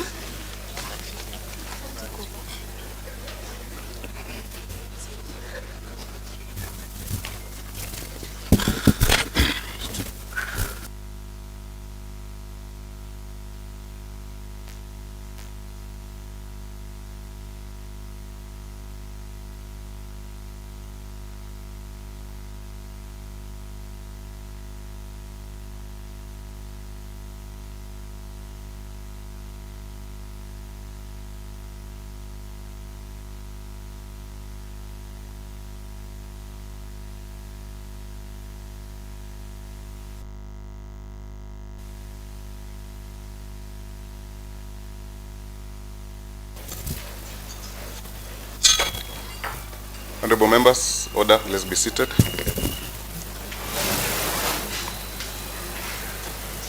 I wish to communicate the results of the poll as follows. Candidate 1, Wesley Korir, 14 votes. Andrew Wanyonyi, 19 votes. Total votes cast, 33. Spoiled votes, none. Honorable members,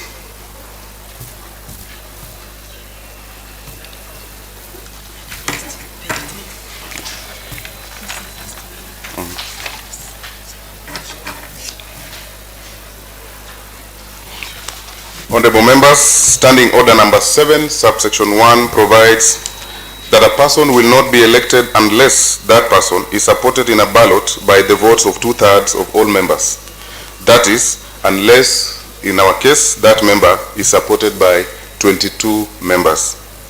Honorable members, it appears from this result that none of the candidates has met the threshold of 22 votes provided for under Standing Order number 7, subsection 2, which requires that if no candidate supported by the votes of 2/3 of all the members, as it has happened, a fresh election shall be held, and in that election, the only candidate that shall be eligible are the candidates who receive the highest number of votes in the ballot referred to as paragraph 1, and the candidate or candidates in that ballot who receive the next highest number of votes. I therefore, pursuant to Standing Order number 7.2, therefore direct that we proceed to a fresh election. With that election, only 2 candidates shall be on the ballot, namely Wesley Korir and Andrew Muhisa Wanyonyi. We will conduct the ballot in the same manner that we did in the first time. Honorable members, please remain seated. We are preparing the second ballot papers. They will be here in a few, in just 2 minutes.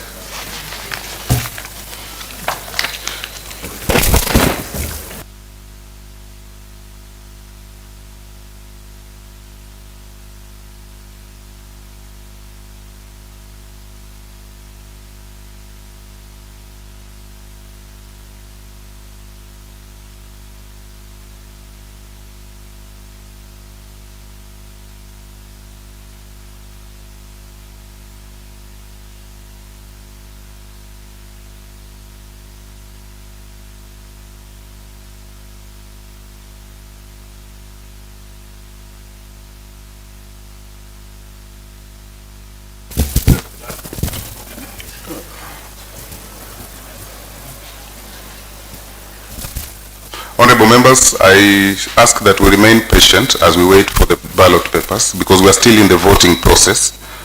I will ask that we remain patient.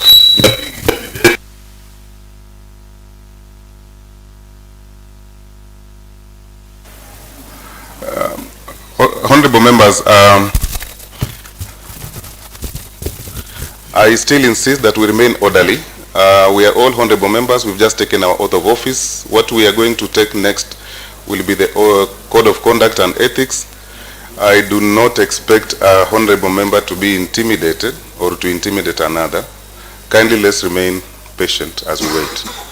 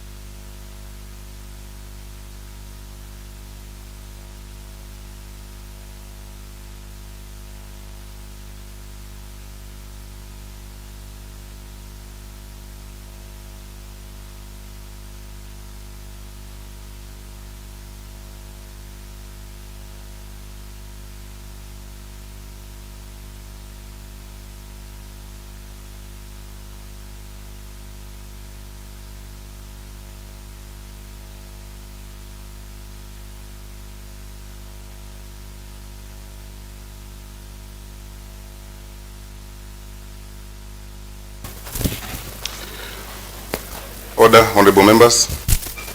Thank you for your indulgence. We are ready to proceed.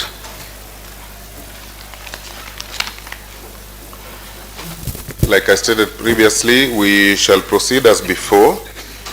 Back to standing order number 6, subsection 2, that says, at the commencement of each ballot, the clerk shall cause the ballot box empty and unlocked to be displayed to the assembly, and shall in the presence of the assembly lock the box, which shall thereafter be kept in the full view of the assembly until the conclusion of the ballot. I now direct that the ballot box be emptied, unlocked, and displayed to the assembly.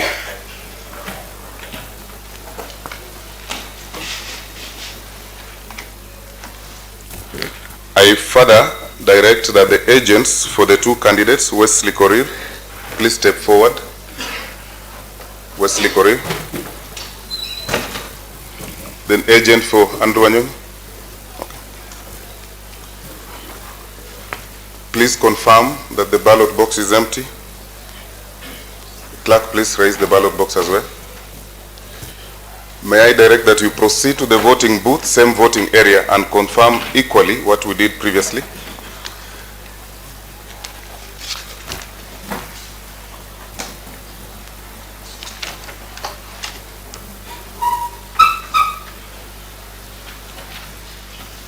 Thank you, members. Please take your seats. During the voting exercise, each member shall be called out. You proceed to the table, take a ballot paper from the clerk, proceed to the voting booth on my right, cast your vote, fold your paper, and cast the ballot on the table right before me. The clerk will then call out the names of those who will come to vote in the order as we did previously. Remember, the election of the speaker is by secret ballot, so the same conditions as earlier stated remain. Please, clerk, proceed.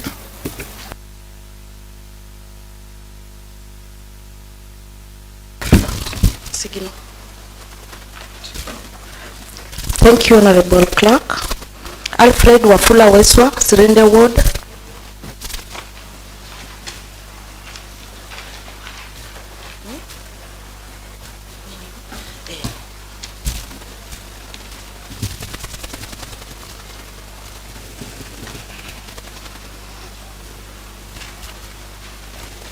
Andrew Sichangi Kutitila, Sihendo Ward.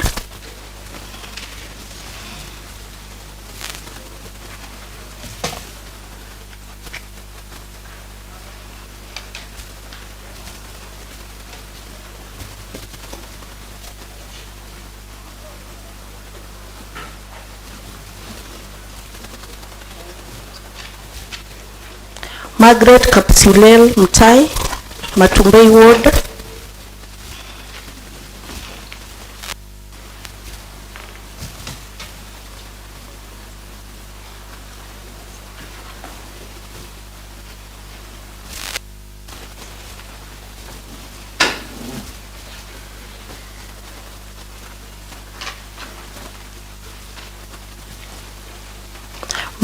Honorable Margaret Sabina Wanjala, nominated.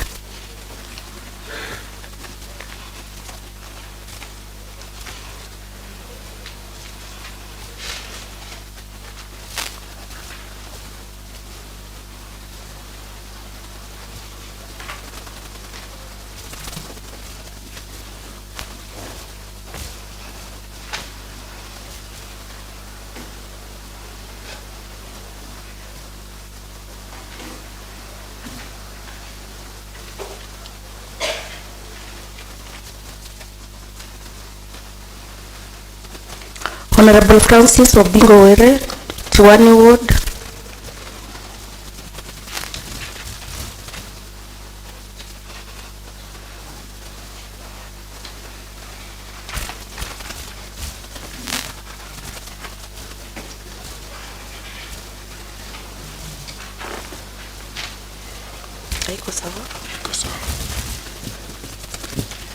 Honorable Abraham Kipchumba Kirwa Birir, Chepsiro, Kiptorot Ward.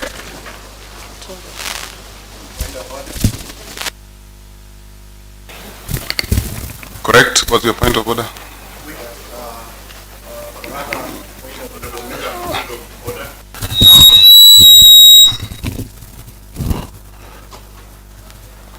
Overruled, Honorable. Which order? I wanted just to find out which order. He's talking of point of order. Which order? Order, members. I had allowed Honorable Birir to be on his feet. Let him proceed. Yeah, the honorable member is taking the role of a clerk, Mr. Speaker. So my point of information is that due to anxiety that is in the House, I request that I be assisted by the agent to mark so that it doesn't get spoiled.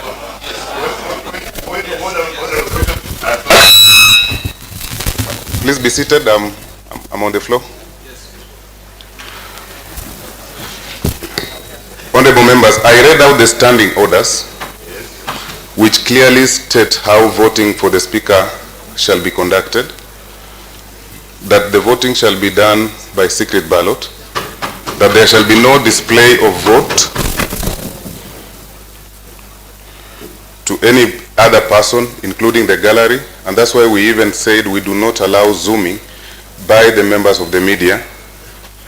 I rule, therefore, that we proceed in the manner we were. Point of order, overruled.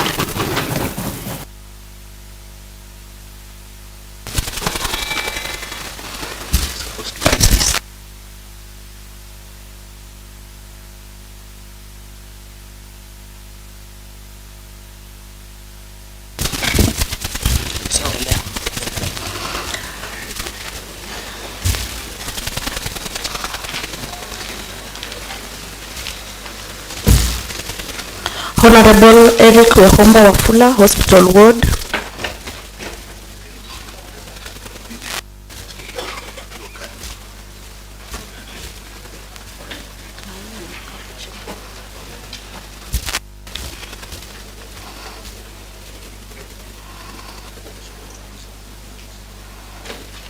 Honorable Martin Simiyu Jamanuru, Nabiswa Ward.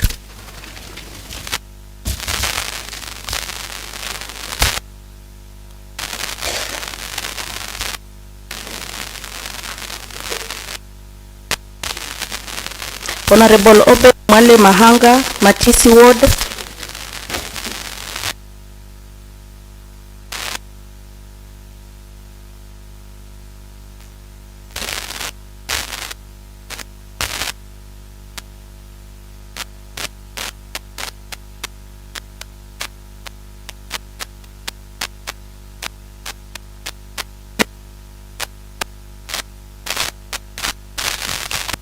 Honorable Sarah Nekesa Simiyu Lubu.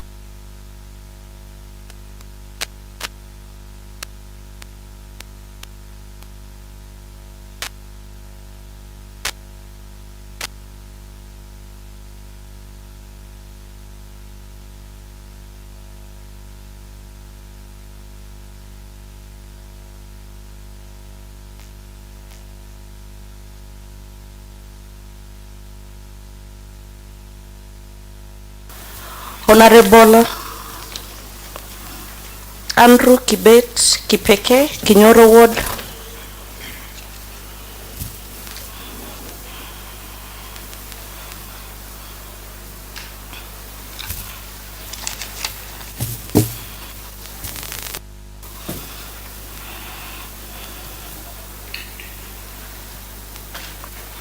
Honorable Ann Anjiko Wanjala, nominated member.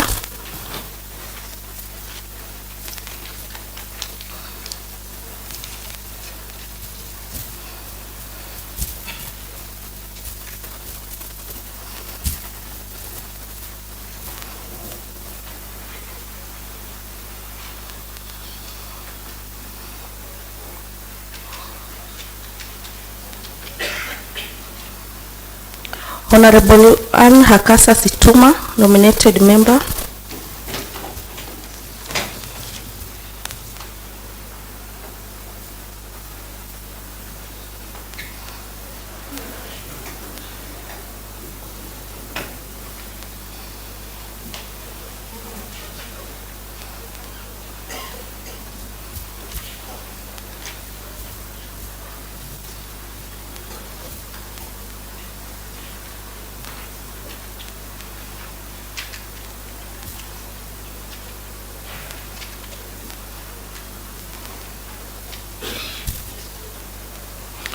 Honorable Barbara Kisuya, nominated member.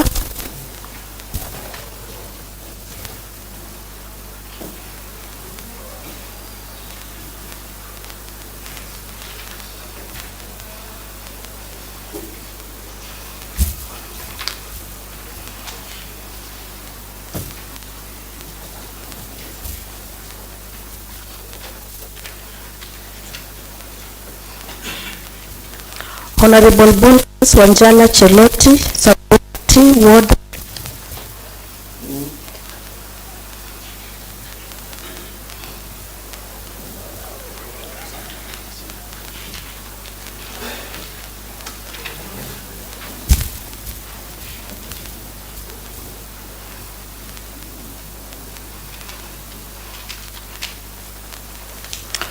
Honorable Daniel Ward.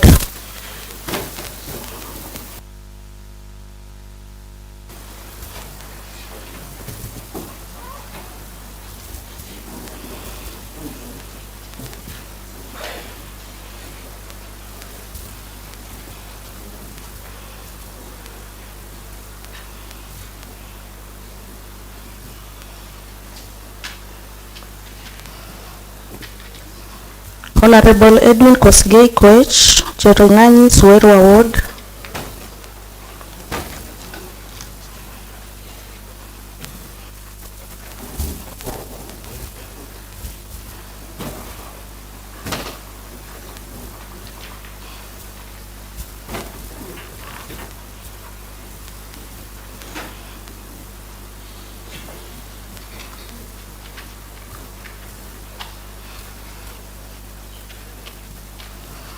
Honorable Emily Chirchir Rono, Makutano Ward.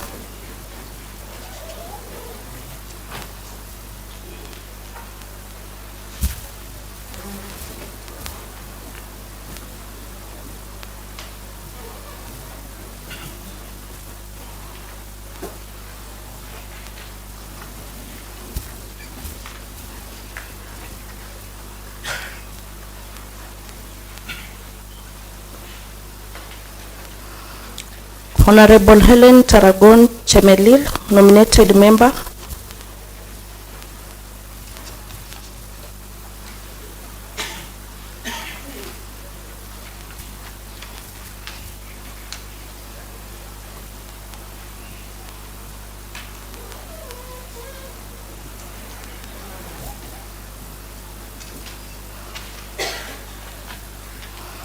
Honorable Geoffrey Kisiangani Wambwa, Machewa Ward.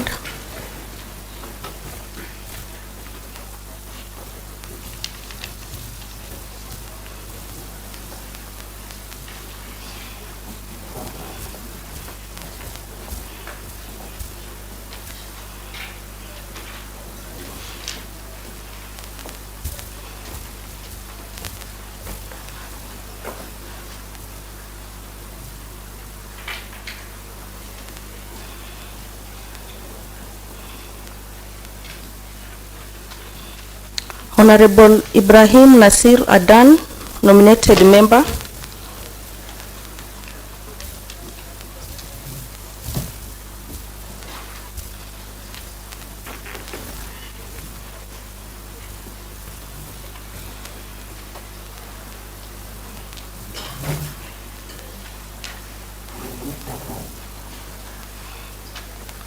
Honorable Jacqueline Kurgat, Motosiet Ward.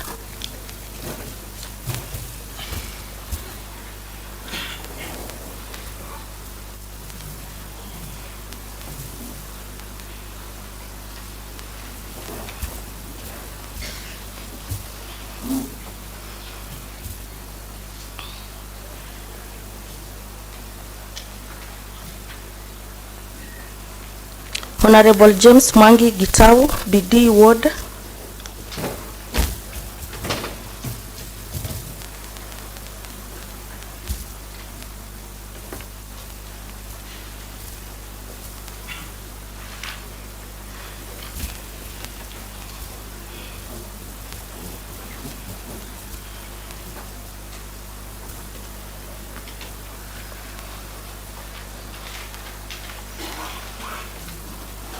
Honorable John Mahanu Chingi, Sinyerere Ward.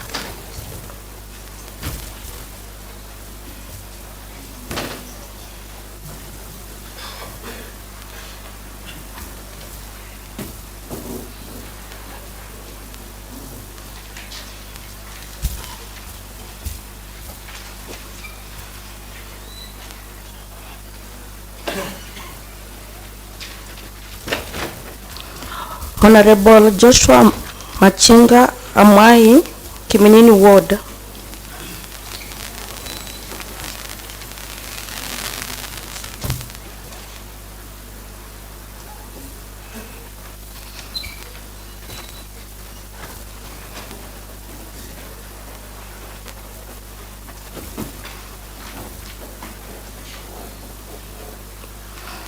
Honorable Kefa Wafula Karoli Were, Kapumboi Ward.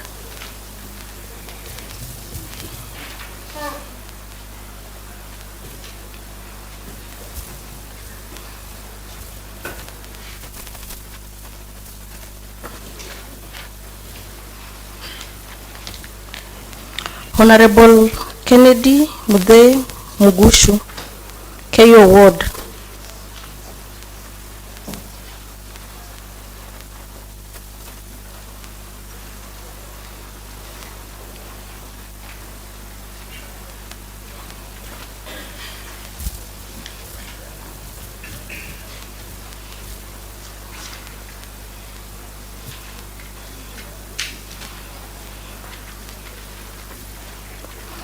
Honorable Kibet Ndiwa, Endebess Ward.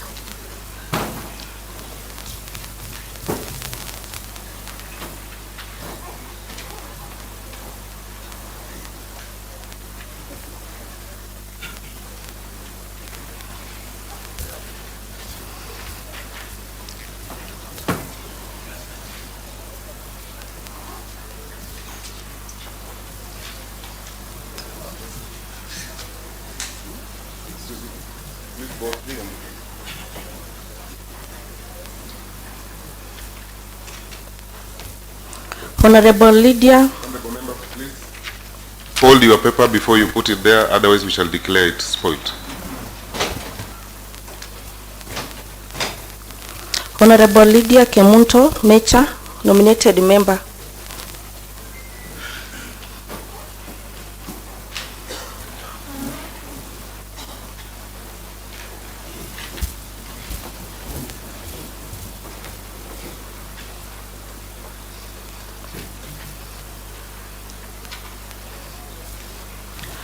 Honorable Sweti Furaha BKS, Waitaluk Ward.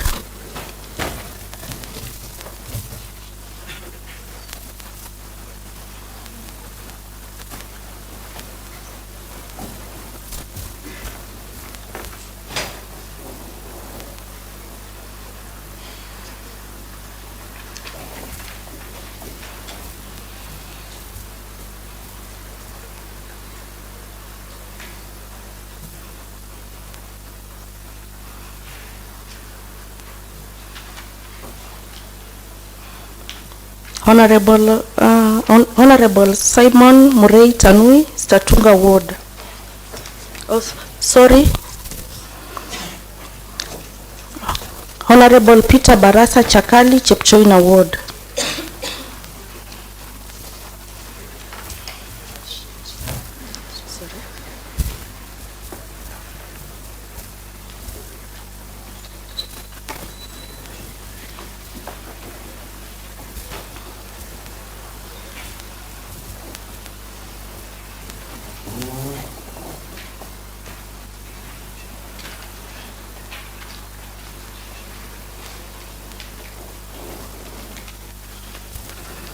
Honorable Simon Murray Tanui, Statunga Ward.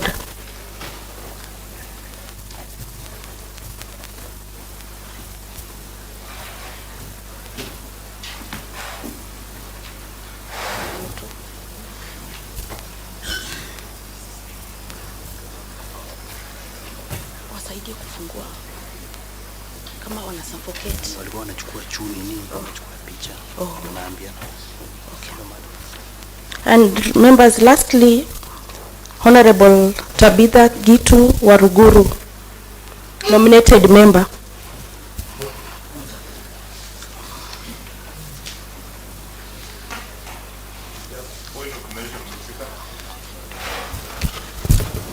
Order members, the voting is still on.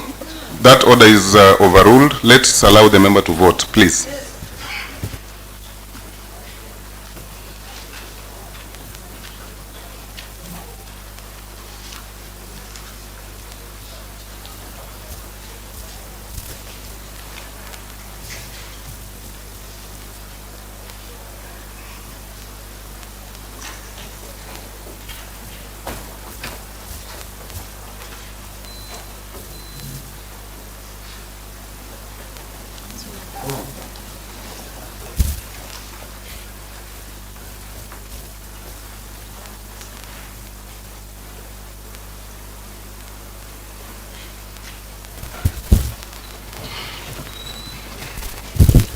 Honorable members, having concluded the voting exercise, may I ask the clerk to confirm the number of members who've participated in the vote? Thank you, Honorable Clerk. I hereby confirm that all honorable members, as per the presidency list, have voted. All the 33 members have voted. Thank you.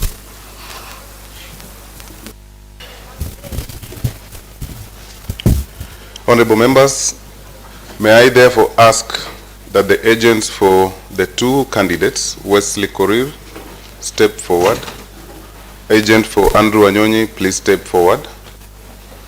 While at the table, the clerk shall display the vote cast and read out aloud in whose name the vote has been cast.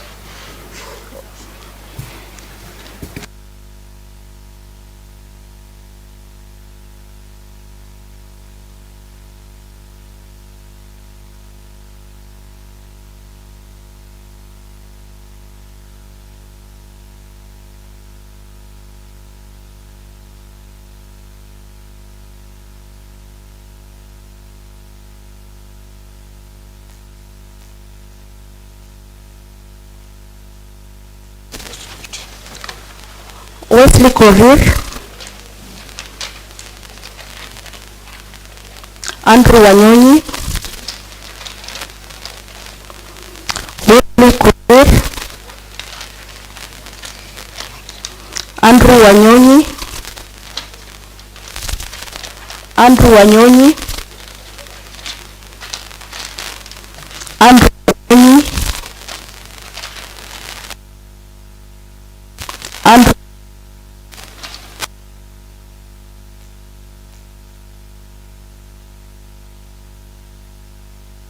Please be loud.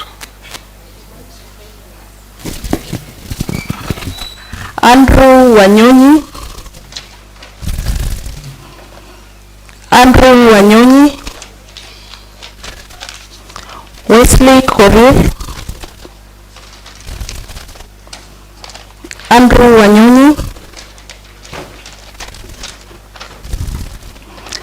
Wesley Korir, Wesley Korir,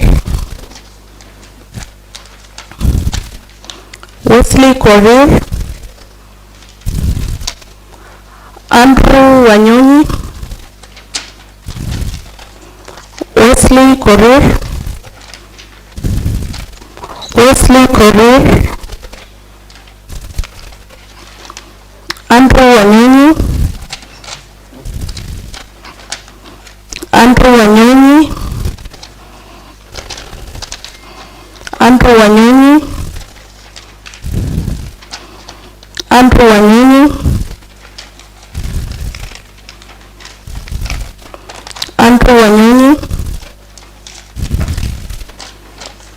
Andrew Wanyonyi, Wesley Korir,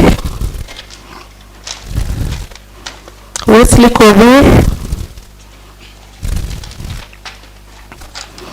Wesley Korir, Andrew Wanyonyi, Andrew Wanyonyi, Wesley Korir, Andrew Wanyonyi,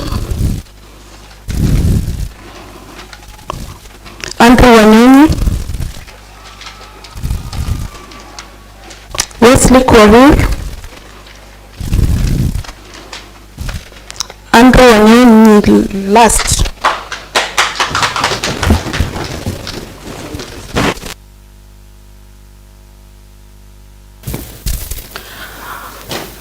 Honorable members, I wish that votes of one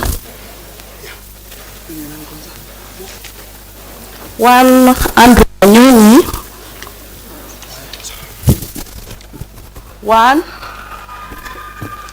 2, 3, 4,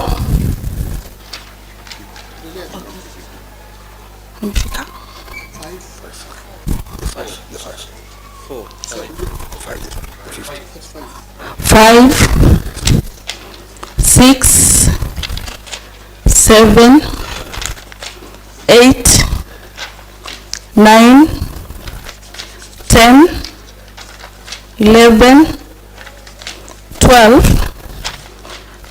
13,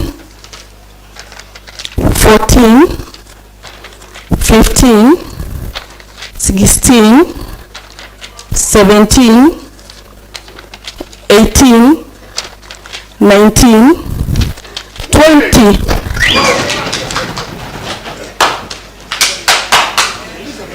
All the members were still in the now chambers. go through the votes of Honorable Wesley Korir. Those in the public gallery, remember our advice: no cheering, no jeering. Clerk, proceed. Wesley Korir, 1, 2, 3, 4, 5, 6, 7, 8, 9, 10, 11, 12, 13.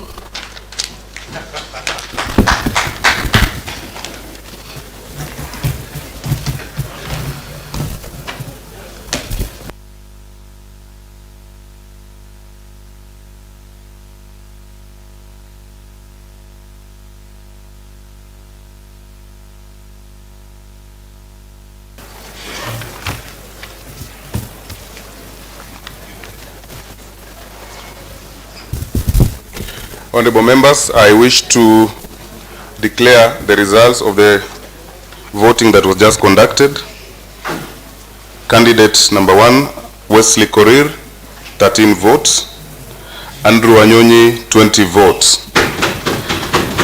Total votes, 33. No spoiled votes. Subsequently, honorable members, standing orders number 7, subsection 2, provides as follows. If no candidate is supported by the votes of 2/3 of all members during the first vote, the candidate or candidates who receive the highest number of votes in this ballot referred to in paragraph 1, and the candidate or candidates who in that ballot receive the next highest number of votes shall alone stand for election in a further ballot, and the candidate who receives the highest number of votes in the further ballot shall be declared speaker. Consequently, honorable members, pursuant to standing order number 7-2, I now declare that Andrew Mohisa Wanyonyi be duly elected as Speaker of the County Assembly of Nzoia in accordance with the Assembly practice and direct. I further direct the Sergeant at Arms to search for the said Andrew Mohisa Wanyonyi and present him before the Assembly.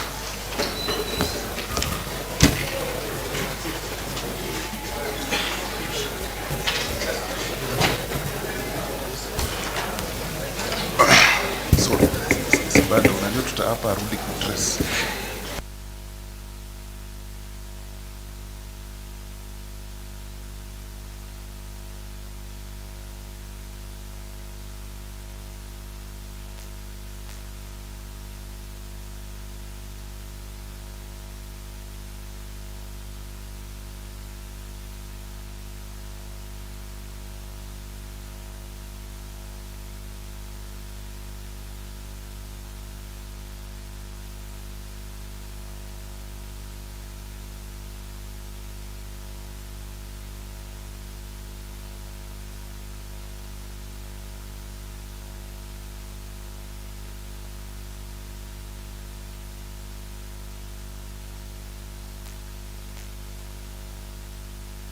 Order, members, order.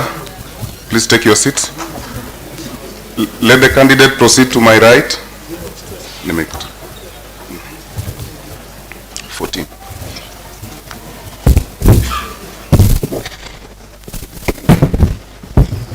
Honorable Clerk, following your instructions, I hereby present the candidate, elected candidate for Speaker, Honorable Andrew Wanyonyi. Bible.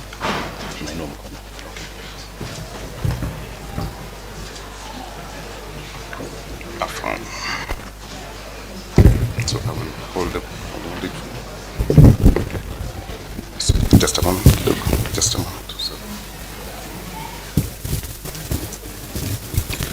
Honorable members, order. Pursuant to Standing Order number 12, immediately following the election of a Speaker, the clerk shall administer the oath or affirmation of office of the Speaker in the presence of the assembled County Assembly. Honorable members, I now proceed to administer the oath, in this case, affirmation of office, to the Speaker-elect. Proceed. Yes, proceed. I, Andrew Muhisa Wanyonyi, having been elected as the Speaker of the County Assembly of Nzoia, do solemnly affirm that I shall truly and diligently serve the people and the Republic of Kenya in the office of the Speaker of their County Assembly in Nzoia County, that I shall respect, uphold, preserve, protect, and defend this Constitution of the Republic of Kenya, and that I shall do the right to all manner of persons in accordance to the Constitution of Kenya and the laws and the convictions of Parliament, without fear or favor, affection or ill will. So help me God. Congratulations. Thank you, bro. Honorable members, I will request that we remain seated as the Sergeant at Arms escorts the Speaker for dressing. We'll sign. Please proceed to sign the oath of office.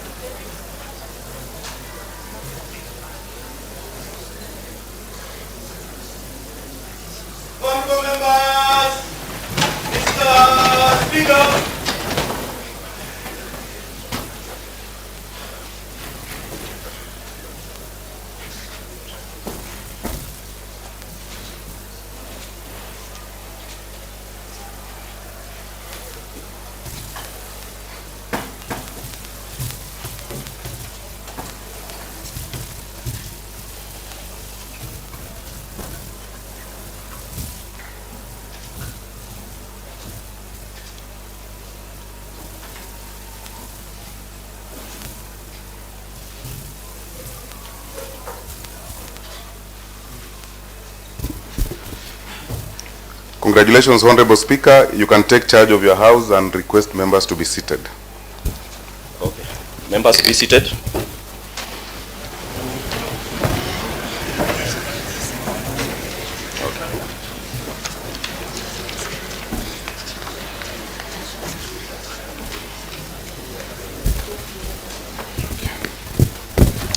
Members, having given me this responsibility, I hereby wish to give my inaugural speech. Honorable members, distinguished guests, ladies and gentlemen, today is yet another defining moment in the history of our great county. It marks the beginning of yet another important chapter in the chronicles of the County Assembly of Nzoia. First and foremost, may I take this momentous opportunity to thank the Almighty God for having spoken through you to bestow upon me the distinctive honor to be the Speaker of the Third Assembly of Nzoia. I do not take this for granted that out of the 8 able and deserving citizens of our great county, you have found it fit to honor me with such a coveted position of authority. Thank you most sincerely, honorable members. I'm greatly indebted to you and the people of Nzoia County. To my worthy competitors with whom we've sought for this position, I'm no better qualified than any of you. However, only one of us was to be chosen, and the democratic dice fell in my favor. As the Swahili saying goes, asiyekubali kushindwa si mshindani, there's always another day for each one of us. Honorable members, I cannot forget to congratulate each one of you for having been elected to your to represent your respective wards, and for the specifically elected members for having won the confidence of your respective political parties to represent our people in various constitutional categories. The oath you have all taken today equalizes all of us in rank and honor and confers upon each one of us with full powers and authority to discharge our collective and constitutional mandate as a legislative assembly. I'm aware of the sterling performance of the first and the second assemblies, especially in the area of legislation. It is my favorite hope that the third assembly shall build on these legacies so that we are able to raise our county legislative standards even higher. Looking at the diversity of our composition in this round, I see a lot of potential and diversity among our membership. I also see legislative veterans such as Honorable Alfred Weswa, Sirende Ward, Honorable Andrew Kutitila, Sihendu Ward, Margaret Mutai of Matumbei, and Honorable Sabina Wanjala, who we always call the British lady.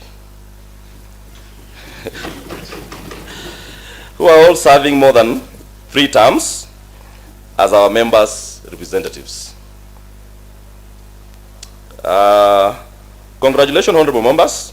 This house shall look up to you and stand to gain immense from your invaluable legislation and leadership experience. You carry the institutional memory of this house, and that it's upon you that the defunct and also the defunct local authorities. As you see the third assembly also boast of conspicuous youthful leadership, we shall look up to the older veterans, not only for mentorship, but equally for fatherly and motherly advice and guidance. Honorable members, among us this time round, we have gallant human rights defender. We also have accomplished educationists. We have experienced agriculturalists, distinguished business entrepreneurs, members with lots of experience in international affairs, public administration, and not forgetting sports champions, all gracing the membership of the Third Assembly. With all these glaring diversities, not even the sky is our limit. Members, ours is a county of diversity, comprising of all the communities in our country. We are therefore a special county, a first among equals, comprising its 46 counterparts. Accordingly, top on our leadership agenda shall be the cohesion and integration of the house, and by extension, that of our people.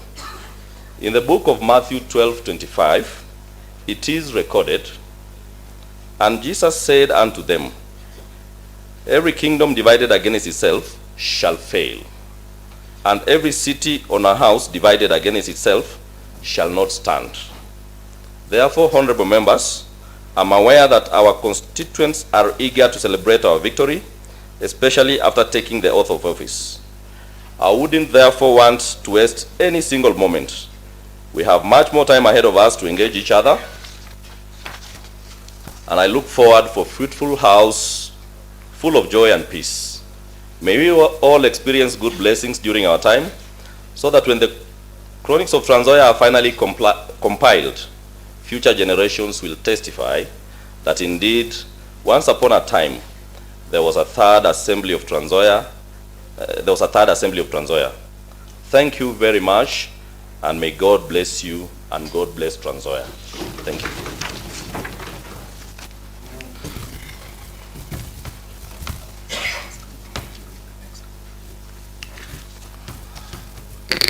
Okay, members, I can now request the clerk to read the next order.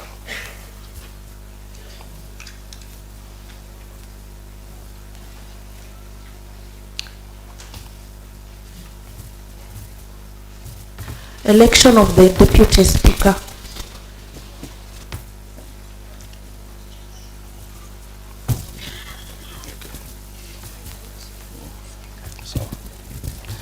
I now direct the clerk to read the next order and proceed with the steps necessary for the election of the Deputy Speaker.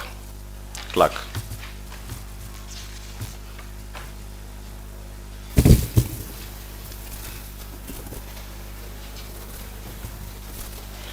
Honorable Speaker, honorable members, the office of Deputy Speaker became vacant when the previous occupant of that office and the County Assembly vacated the House at the end of term of the Second Assembly as provided for in Article 194(1)(f). Honorable members, under Section 221, Subsection 3 of the Elections Act, the Deputy Speaker of a County Assembly shall be elected from among persons who are members of the County Assembly. Honorable Speaker and honorable members, in exercise of powers conferred by Standing Order number 14, the clerk notified the general public of the vacancy via Gazette Notice number 11058, dated 14th of September 2022. In addition, the declaration of the Deputy Speaker was published in the Standard newspaper on the 16th of September 2022, and we also did an internal communication to all individual members elected in this third assembly. We asked those who are interested and qualified in accordance with the requirement to submit their nomination papers. Honorable Speaker and honorable members, as per the Gazette Notice and advertisement, a person who collected the nomination paper was required to submit the completed nomination paper together with a CV and relevant supporting documents to the office of the clerk not later than 9 a.m. on Sunday, 18th day of September 2022. The Honorable Speaker, Honorable Members, by the close of nomination period, only one person has submitted his nomination papers for election as Deputy Speaker. And in this case, I dare say not one person, one member of County Assembly. And that member is Honorable Obed Mwale, member representing Matisi Ward.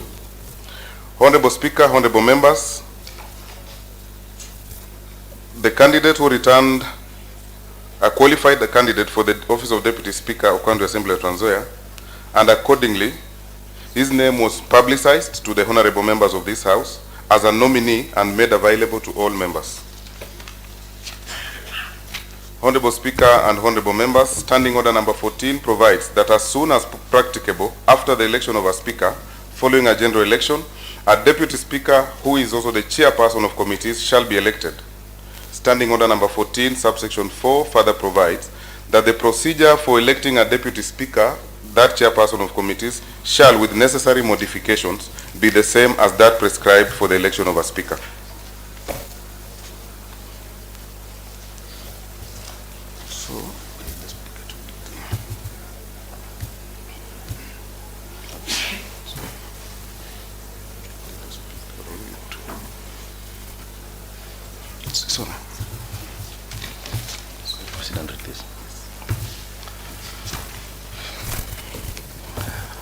Okay, members, pursuant to Standing Order number 11, which states that despite the provision of this part, if there is only one candidate who has duly filled nominated election as a Deputy Speaker at the expiry of nomination period, that candidate shall be declared forthwith to have been elected Deputy Speaker without any ballot or vote being required.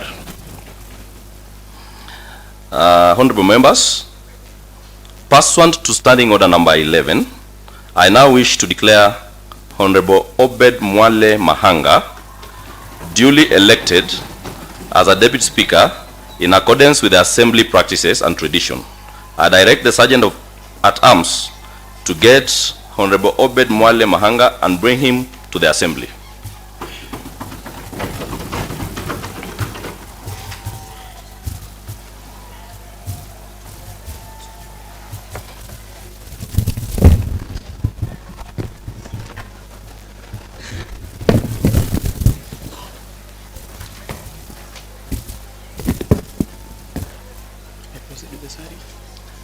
Yes, member, you can proceed with the swearing. I, Obed Mwale Mahanga, having been elected as Deputy Speaker of the County Assembly of Nzoia County, do swear that I shall truly and diligently serve the people and the Republic of Kenya in the office of the Deputy Speaker of the County Assembly of Nzoia, that I shall respect, uphold, protect, and defend this Constitution of the Republic of Kenya, and that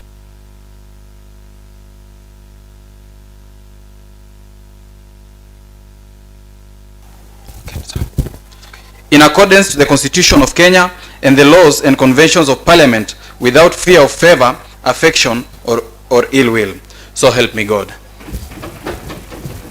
Congratulations, Obed. Thank you.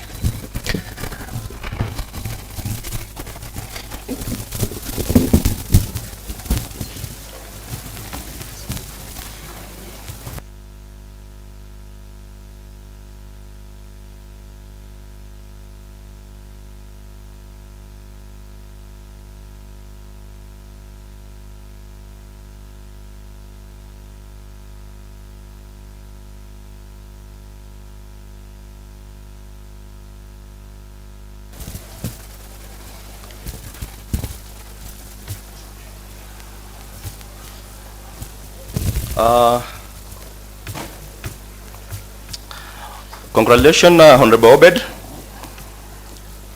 We may allow congratulate Honorable Obed if he has got any message after being duly elected as Deputy Speaker. He can say something. You can allow him to say something.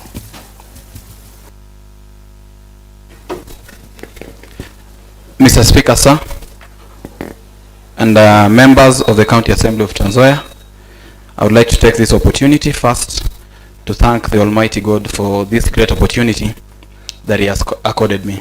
Secondly, I would like to take this opportunity to thank all members of this County Assembly for believing that indeed I have got the capacity to represent you as the Deputy Speaker, and I promise you that without favor, I will help the Speaker in whatever duty he will delegate me to serve in this County Assembly. I would like to affirm that there is no Kenya Kwanza Assembly, neither is there an Azimio Assembly. We have got the County Assembly of Nzoia, and we are going to work for the better will of the people. Thank you and God bless you. Honorable members, I would wish to allow at least 6 members to join our Deputy Speaker in just giving out some congratulatory messages. So I'll give around 6 because I know you're anxiously supposed to go home and celebrate with your people at the ward level. Thank you. Honorable Weswa.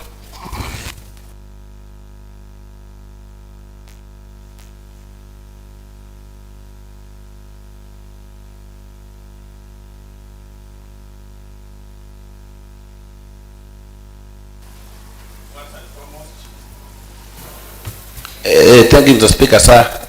I want to take this opportunity, foremost opportunity, to thank the honorable members for you having been elected as the 3rd Speaker of the County Assembly of Nzoia.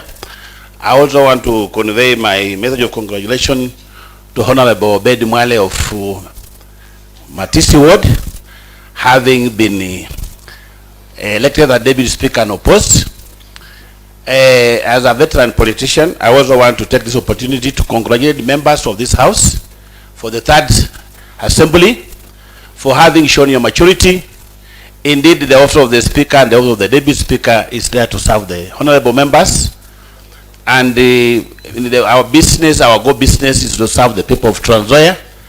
And also in this honorable House, we are presented to assist the people of Nzoia and discharge our duties as given by the Constitution. So for those of other candidates who might have lost, we also want to say that there is always tomorrow. And I also want to take this opportunity to say that after the election of the Speaker and the Deputy Speaker, we are now one family. The fact that we are coming from the divine divide or divine coalitions with Kenya Kwanza and the Azimio, our core business is to make sure that we serve the people of Nzoia. So I want to take the opportunity to thank also the members of the public who have come to witness this historical moment. Thank you so much, and may God bless you. Thank you. Honorable Jamanur.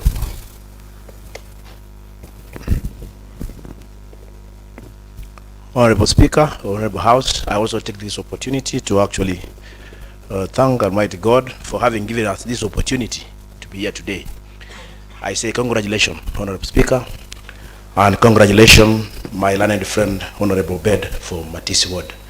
I also say congratulations to honorable members for having been given an opportunity by our people in Nzoia County to actually provide service for the given time they have been given us. I'll also take this opportunity to actually appreciate our people in the gallery for having come today to actually witness our swearing in as we start our service of doing the service to our people. Thank you so much, Mr. Speaker. Thank you. Honorable Lubano.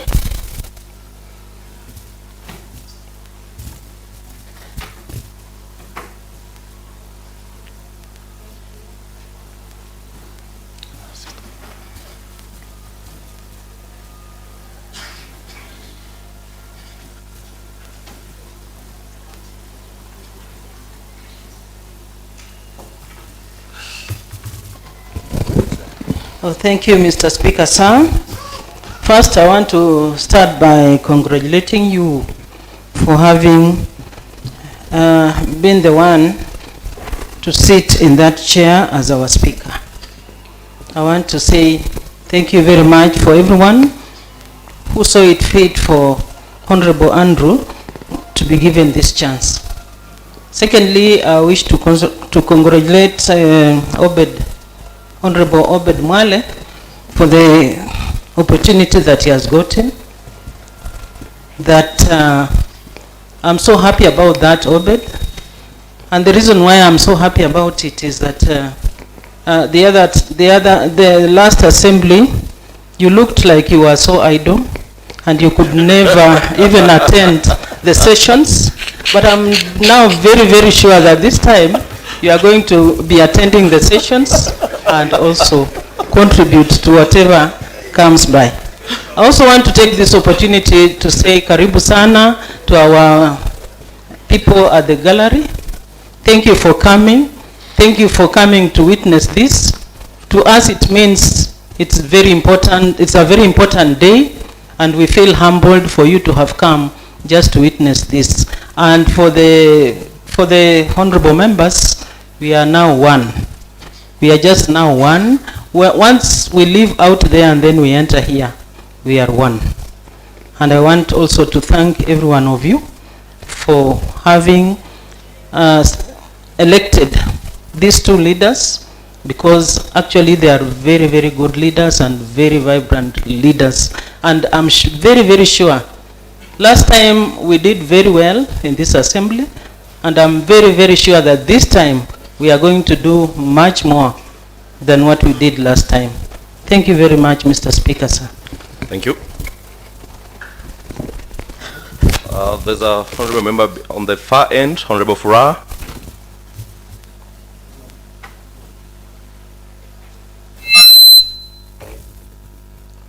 Thank you, Mr. Speaker, sir. May I also join the rest of the members in this assembly to congratulate you for winning that speaker position. And I also congratulate Honorable Obet, now that he had been identified as a person who was always sneaking out. He now has an opportunity to prove that he's worth that position.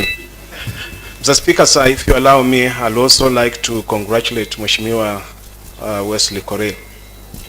I think he has been a worth competitor. Yeah. And in the spirit of all of us working together, I think let's praise him. He must have had good ideas which we can be able to borrow, so that we are able to make or enrich even the debate of this house, so that we can be able to move forward. I want to thank those ones who have come, who are in the public or the speaker's gallery, and those ones who are watching us from outside, that the work that we have been given to do in this house is enormous, bearing in mind that for the last 10 years as a county we have not performed well. The people who elected us, who are outside there and listening to us, we want to assure them that we are going to work as a team and ensure that we speed up the process of making laws that will be able to assist the executive to serve our people. Mheshimiwa Speaker, na request honestly that kindly stretch your olive hand and impress the executive of our Governor George Natembeya, so that we can be able to work together as a team. Our people are not interested in anything else other than the best service. Thank you, Mr. Speaker. Honorable Fra, thank you. Kutitila from Sikhendu Ward.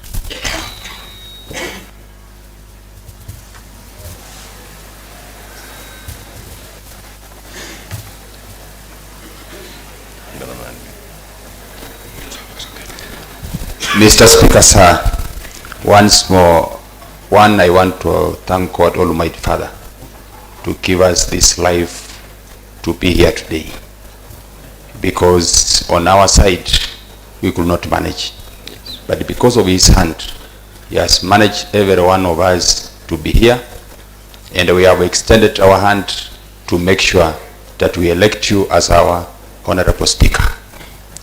Honorable Speaker, I want to thank you for this new position. It's not an easy task. It is a task which we shall assist one another so that we can make sure Nzoia County it is something else in the best of our people. Secondly, I want also to congratulate my brother, Honorable Bet, that it seems that all members, they appreciate your work. That is why nobody did a competition on your side. So we want to assure you that also we shall support you so that we achieve our call as honorable members. Honorable members also I want to appreciate because it was not an easy task when we were campaigning, when we were matched one from many in various wards. I think you are worthy because now we have shown the world and even the Nzoia County that we are beyond tribals, we are beyond parties. We have gone on a record. I don't want to take it for granted, but I want to say thank you so much. Also, I want to thank people who are on the speaker's gallery. They have come to witness this event, which we have done it and we have finished. Lastly, Mr. Speaker, I could not be here without the people of Skendward. It's a lot of, because last time I was here, Honorable Speaker, almost twice, but they gave me a break. I went, and they have decided to bring me back, Honorable Speaker. I don't take it for granted for my people of Skendward. Yes. I want to promise them that the work which I did, I will triple, because they have entrusted me with the faith that I will do better. So, Mr. Speaker, I want to sum up by saying that Nzoia County, it is expecting a lot from us. So we don't have time to waste, to quarrel or to do anything. I want also to assure our governor, through our effort and the legislation, as our speaker, we shall support him to make sure to deliver what he wants to deliver to the people of Nzoia. May God bless you all. Thank you, Honorable Kutitila. We will close our congratulation messages with Honorable Edwin Koech. Thank you very much, Mr. Speaker, sir. And allow me to take this opportunity to congratulate you for winning the speaker seat. As young people, we are very much glad when young people rise to power. And for that reason, I want to congratulate my brother Obedi. Congratulations, Deputy Speaker. As a young honorable member in this house, I want to assure the public and honorable members that we are going to hold the executive responsible to ensure that the public resources are going to be utilized accordingly. Thank you so much, Mr. Speaker. Okay. I had insisted of closing the congratulatory messages, but I can see excitement from members. I will allow two, one from our lady the other side, and Eric, you'll close. So we can start with our lady.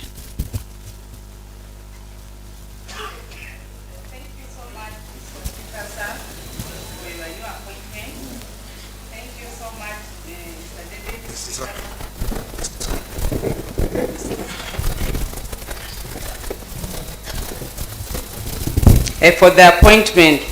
I also want to thank the whole house. I also want to thank mostly the elected members. Actually, it was a tough journey. I want to congratulate you because if you could have not been elected, we could not be here like nominated members. So much thanks to elected members. You are our bosses because your election made us to be here today. As nominated members, we are very proud and we promise to work with you and make sure that our county goes forward. Much thanks to our speaker, and I want to believe that we are going to consider women in this house.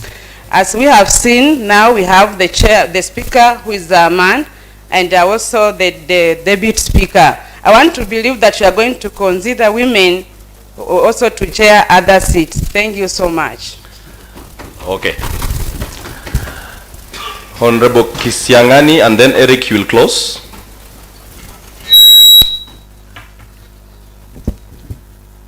Mheshimiwa Spika, nachukua fursa hii nami kuweza kushukuru haswa wasimamizi ambao wameweza kutuongoza kwa mambo ya kura. Unajua wamekuwa kama chemkati na imeenda vizuri. Na ningependa kusema hivi. Kwa wenzetu ambao wote walikuwa wamehusika kwa ajili ya kutaka kiti, kuvunjika kwa mwiko sio mwisho wa kupiga. Wacha tujipe imani, na mimi niko hapa nikiwa mwakilishi wa watu wa Machewa. Mnapoitwa waheshimiwa, inamaanisha ni wale watu ambao tumekomaa na wanavyotuangalia, ambao wako upande mwingine wanajua watu wanafanya uchaguzi kwa njia ya amani. So ambao labda tumepoteza, wote tuje pamoja na hujapoteza chochote, bali tunataka maendeleo kwa watu wetu. Na ninashukuru sana ndugu Robert, amekuwa ni kijana mdogo, alitutangulia, lakini wazee pia tumeingia, na naona wengi walikuwa wanachangia kwa Kiingereza, lakini mawazo ni sawa tu. Tunachangia tukiwa pamoja nanyi. Mungu wa amani wachabariki. Mheshimiwa Eric. Asante sana Mheshimiwa Spika. Kwanza ningependa kushukuru Mungu kwa nafasi hii, kwa kutupea nafasi kuwa viongozi wa Trans Nzoia County, na kumshukuru huyu Mungu. Mheshimiwa Spika, ukweli ni kwamba wakati nilikuwa hapa mwisho nyuma yako niliona picha ilikuwa tofauti. Kushukuru Mungu sana kwa kutupatia Mheshimiwa William Ruto kuwa rais wa Kenya. Yeye saa hii ndio president wetu. Sisi kama wa Kenya, Mheshimiwa Spika, tunaenda kumwombea sana. Ninafurahi nikiangalia hiyo picha hapo, hiyo smile inaonyesha kwamba Wakenya wako tayari kufanya kazi pamoja. Mheshimiwa Spika, mwingine tena nataka kushukuru viongozi wa Trans Nzoia County, kati ya wale walichaguliwa wakiwemo gavana wetu Mheshimiwa Gavana Natembeya, na viongozi wengine naona kukiwemo niliona Mheshimiwa Pokose hapa, ingawa pengine ametoka, lakini kushukuru wote kwa hiyo nafasi hawa kuchaguliwa kama viongozi. Na hapa kwetu sasa historia imefanyika. Mheshimiwa Spika, mimi kwa furaha yangu, maombi yenye niliomba jana usiku leo asubuhi saa 10 Mungu ametimiza. Kumshukuru kwa sababu wewe kuwa spika na Mheshimiwa Obed kuwa naibu wa spika, nyinyi ni vijana. Nataka kukubaliana na mheshimiwa yule wakati huu tunaenda kuongozwa na vijana, lakini mtukumbuke sisi nasi wazee. Msituchanganye sana. Nafasi tumewapatia. Hii nafasi mnaenda kuwakilisha kama viongozi hapa, na mnaenda kuwakilisha watu wa Trans Nzoia County. Mheshimiwa Spika, ombi langu kwako, ile heshima yenye umekuwa nayo kwa Mungu lete hapa kwa county. Tusiangaliane sasa kama hawa watu ya pengine Kenya Kwanza ama Azimio. Sisi ni viongozi sasa wa Trans Nzoia County. Ombi langu kwa wale waheshimiwa wamechaguliwa hapa sasa, tunastahili sasa kuchapa kazi. Mimi nikiangalia upande kule mwingine, kuna mama mmoja, Mheshimiwa Spika, mheshimiwa mmoja Tabitha Waruguru. Mungu akubariki sana.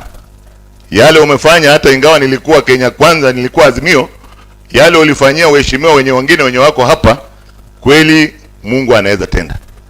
Yale yenye umefanya, nadhani sasa wana Trans Nzoia wanaenda kufurahi sana. Mungu amemwinua hapa, sasa tuko timu moja. Hawa waheshimiwa wengine wenye wamechaguliwa, sisi wenye tulichaguliwa, kama mimi mwenye nilichaguliwa kutoka Hosto Ward, tulimenyana kabisa. Lakini vile speaker amesema, kwa kila competition kuna mshindi na kuna yule mwenye anashindwa. Sasa sisi vile tuko hapa, sisi wote ni viongozi wa Trans Nzoia County.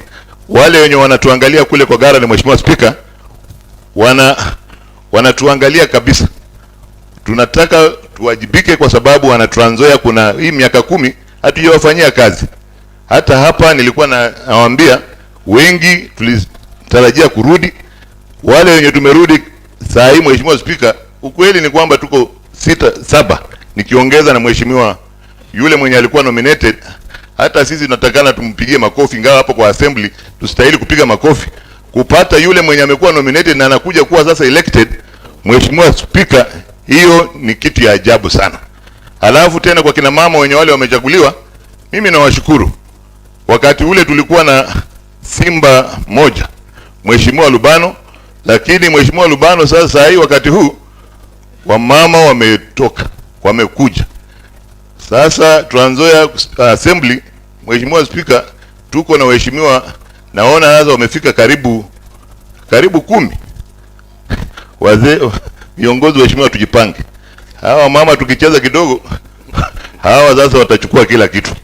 So ombi langu kwa wana Trans Nzoia, mmetuchagua, mmetupatia sasa speaker Mheshimiwa Obed, sisi tunaenda kuwa chini yenu, mtufanyie kazi kwa mapenzi ya Mungu. Wana Trans Nzoia wanataka kuona maendeleo, wana Trans Nzoia kwa miaka 10 wajeona kitu chochote.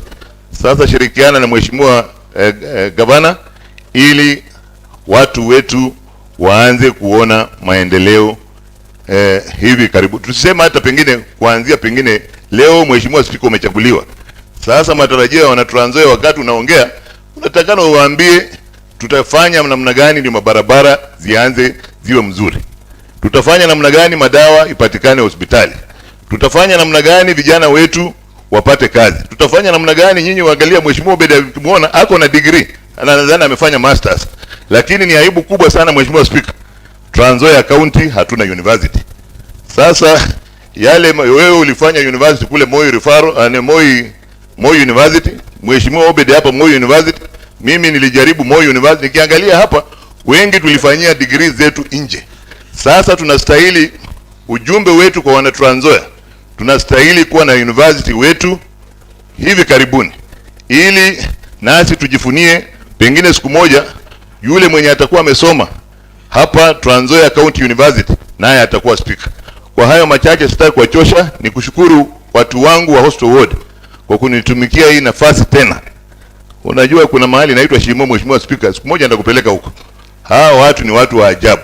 Hata nikitoka hapa mimi nitakuomba kitu kimoja tu, nikiona clerk hapa mnimine kitu nami niende nimine watu yangu. Asante na Mungu awabariki. Asante Mheshimiwa Eric. Nisifungie member wa mwisho, ningependa kama tunaweza pata mwanadada British lady. Karibu. Asante sana Mheshimiwa Speaker wetu. Tunakushukuru siku ya leo wewe kuwa speaker wetu hapa. Tena nashukuru Deputy Speaker ambaye amechaguliwa Mheshimiwa Obed. Na washukuru sana. Na tena nataka kushukuru hii bunge kwa sababu mimi nimekuja kwa njia 2013, 17, sasa 2022.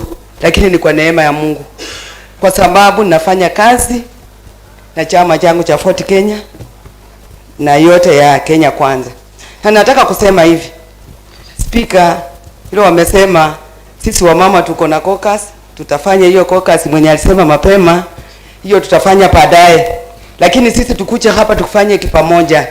Kwa sababu Trans Nzoia County mwenye anasema tu kufanya kazi, kazi imeonekana. Kazi ilifanyikana. Hata kama hii kukua yote, lakini at least kazi ilifanyikana. Kwa sababu Mr. Speaker, hata wewe ulikuwa finance huko. Tulifanya kazi yenye ilikuwa. Sasa sasa hivi tunataka tufanye kazi kuliko vile ilikuwa. Kwa hivyo naomba wale watu wenye wamekuja kutukalia kwa karari yetu, nasema ni asante kutusimamia na sisi tupike kura kwa amani. Asante, mbarikiwe naye. Thank you so much Mr. Speaker sir. Asante sana. Clerk, do we have next item? Honorable Speaker, we have no other item on the order paper. Thank you. There being no other item in the order paper, the House is hereby adjourned until Tuesday of 4th, 2022, 2:30 p.m. to allow honorable members to retreat, to acquaint themselves with the assembly practices and rules, and also establish key watchdog committees. These are House business committees, selection committees, appointment committees, and power and privileges committees. Tumesema kwamba kwa vile hatuna agenda nyingine katika ratiba yetu, ni vyema House iwe adjourned mpaka tarehe 4 Oktoba ili tuende kukaa pamoja, tutengeze makamati ambayo tutakuwa tunapiga msasa watu wetu wa executive ili tuweze kusaidia governor aweze kutimiza ile manifesto aliuzia wana Trans Nzoia wakamchagua. Kwa hayo machache naomba members wote, clerk ametutengenezea lunch. Tukitoka hapa twende to bite kitu kidogo vile atatuelekeza, alafu kisha twende alafu tukutane tarehe 4 Oktoba saa 8:30. Asante.